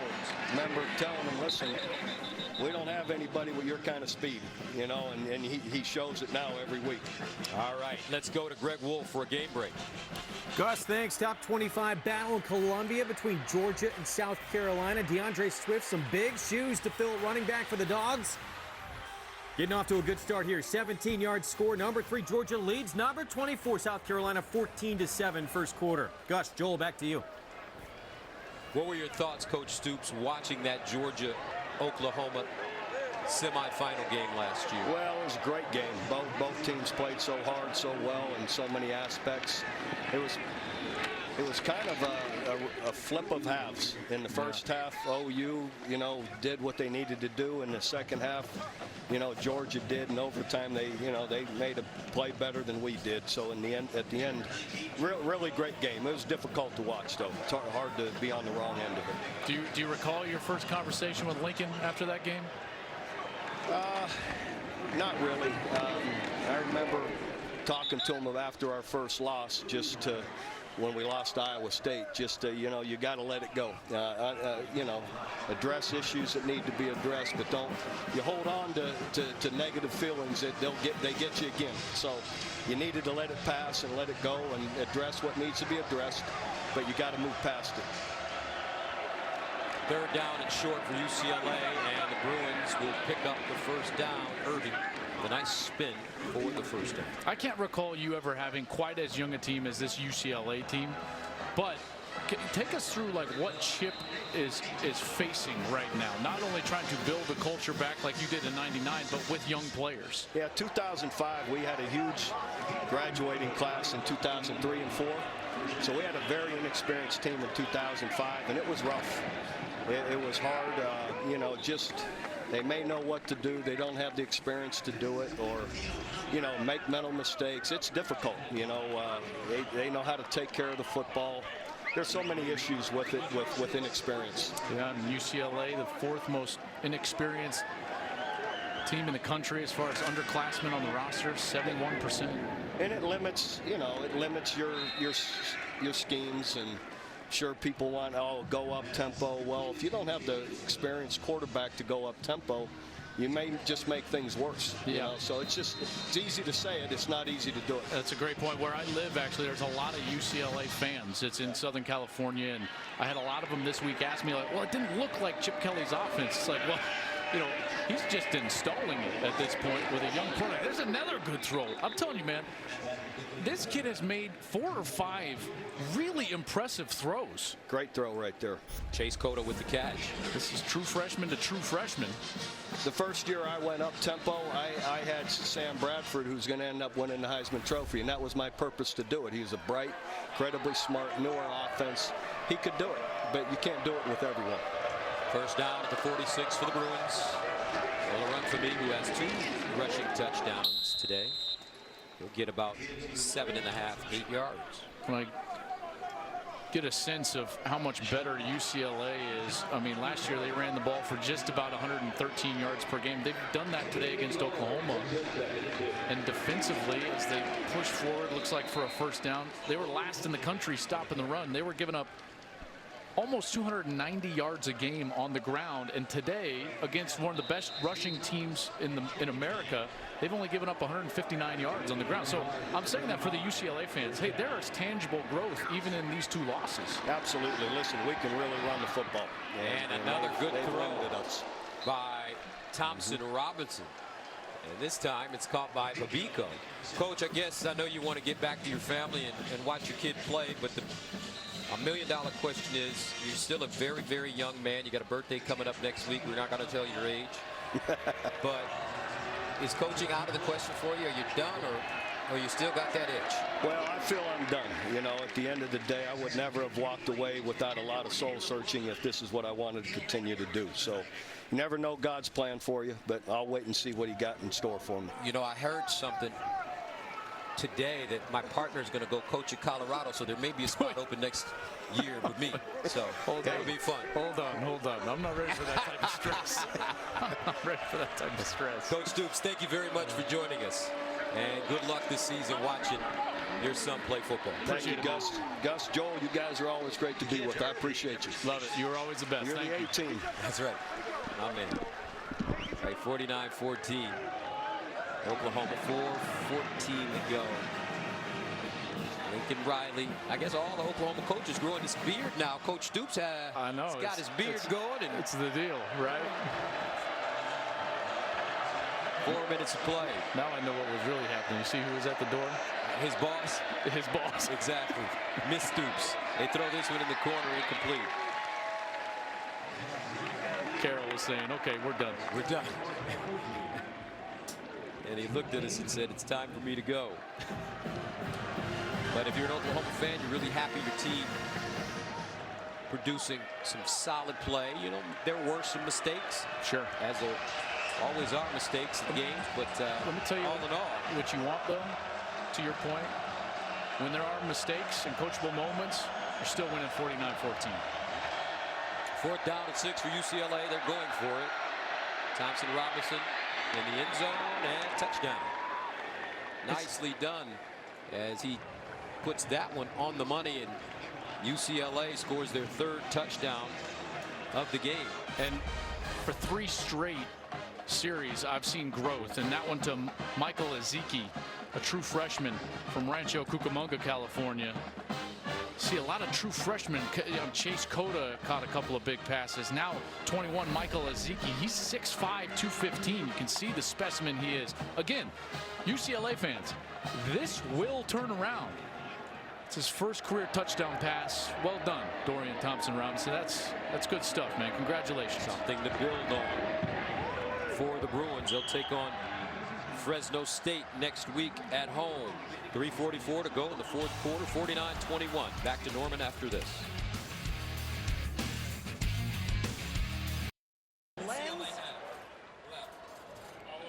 So they have all timeout stuff. Oklahoma, UCLA close. 49-21. OU. And Dorian Thompson-Robinson throws his first career touchdown pass. That must be a real motivator for this young true freshman. Well, you always remember it. Always. You know, he'll remember it for the rest of his life. And he's going to remember they came in this game at Oklahoma, in a game in which he grew up. I'm telling you, the last 4 series have been really good from him. He's made good decisions. And here's the thing. They have not protected the passer at all. So he's been doing this in the fire. Guys all over him, in his face, making good, clean throws down the field. No interceptions against a defense that was very aggressive. So I'm impressed. I'm very impressed. I cannot say this enough. The future is really bright at UCLA, while the present is awful bright here at Oklahoma. Oklahoma has shown me now in back-to-back weeks they are a playoff contender. There's no doubt in my mind. And this one down in the end zone. Let's check in with Greg Wolf for an update. Off as Scott Frost makes his head coaching debut for Nebraska. Highly touted true freshman quarterback. Look at Adrian Martinez go 41 yards for the score. Colorado still leads 14-7 second quarter. Gus, Joel, back to you. All right, thank you very much. And your alma mater, though, leading on the roll, Joel. Yeah, Greg, where were those 2 highlights? That's going to be a really good game. Obviously, the emotions for Scott Frost and that team playing their first game. They were rained out last week against Akron. But Colorado's quietly very good and has some really talented skill position players. Tanner Mordecai is checked in at quarterback. That's because Austin Kendall injured his knee last week against Florida Atlantic and is not available today. Time now for the exception-shattering drive of the game, sponsored by Buick. Well, for me, the expectation-shattering drive of the game was just a 3-play drive. All of a sudden, OU was behind the chains. 3rd and 14, Gus, and then all of a sudden, Hollywood. Lights, camera, action. It was 7-7 at the time, and that set the tone for the rest of the day. It set the tone for the special teams, the defense, the offense the rest of the day, and that was really the game changer for OU in this one. Now they run it with pleasure. So Tanner Mordecai in at quarterback, 6'2", 206 freshman from Waco, Texas. Last week against Florida Atlantic. Had a nice game. 2 for 2 for 37 yards, a couple of big throws, and he's one of the top dual threat quarterbacks in the nation coming out of Midway High School. Yeah, he was the number 10 rated QB, and he received offers from Georgia, Oklahoma State, Ole Miss, highly recruited. He's a guy, I think that he's got a bright future here. I think Austin Kendall, who is not suited up today after going into the sideline hard a week ago, but Austin Kendall will be the backup and then potentially play when Kyler leaves. But Mordecai has a solid future. And remember, even though he's in the game, they're not burning red shirts of these true freshmen. You can play in 4 games, retain the red shirt. That is a new rule this year in college football. I love the rule for this reason right here. 2:22 to go, 49-21, and you get to come in and get your feet wet in college football. I love the rule. Second down and 10 at the 43.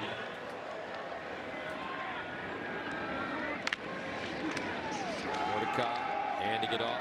Pleasure again.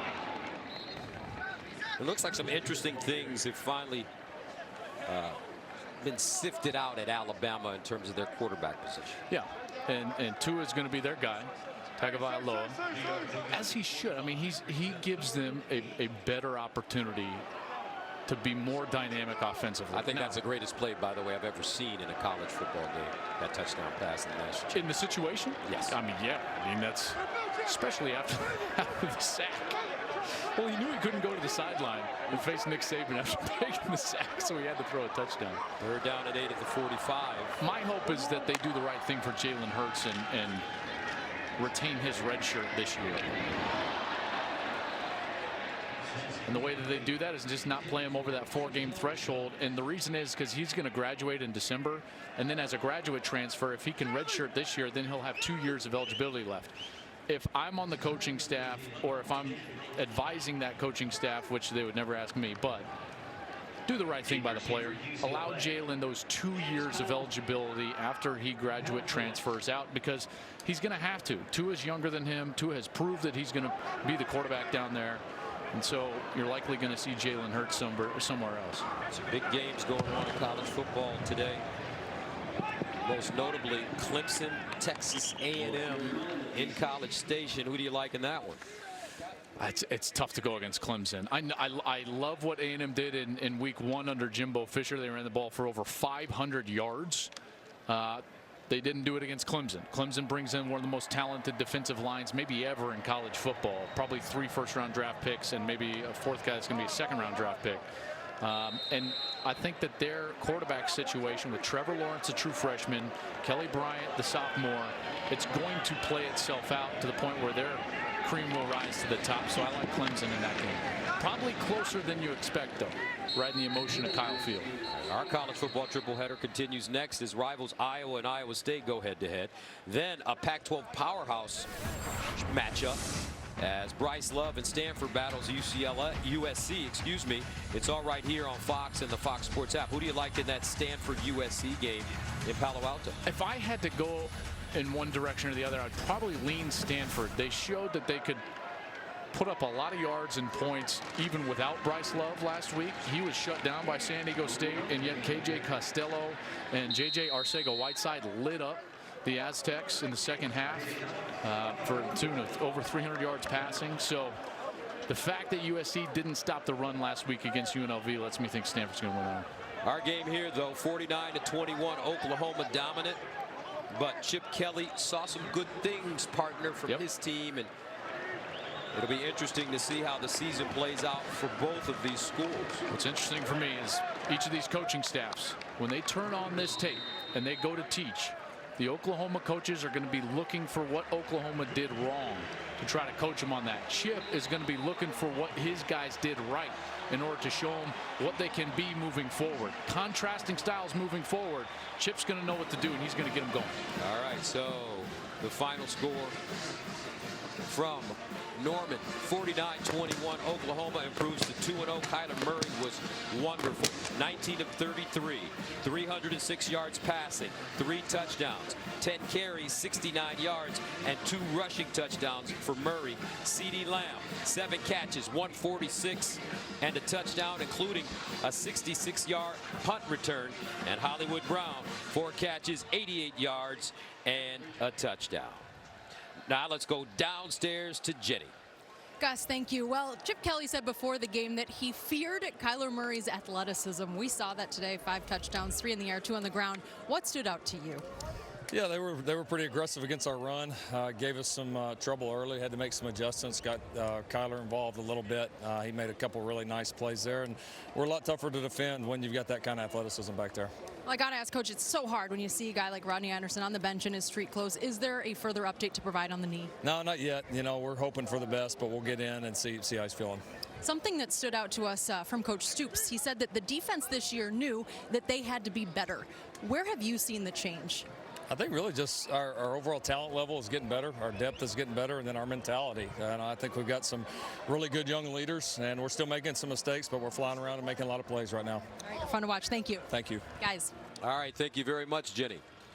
The final score here at Oklahoma Memorial Stadium is the Sooners 49, the Bruins 21.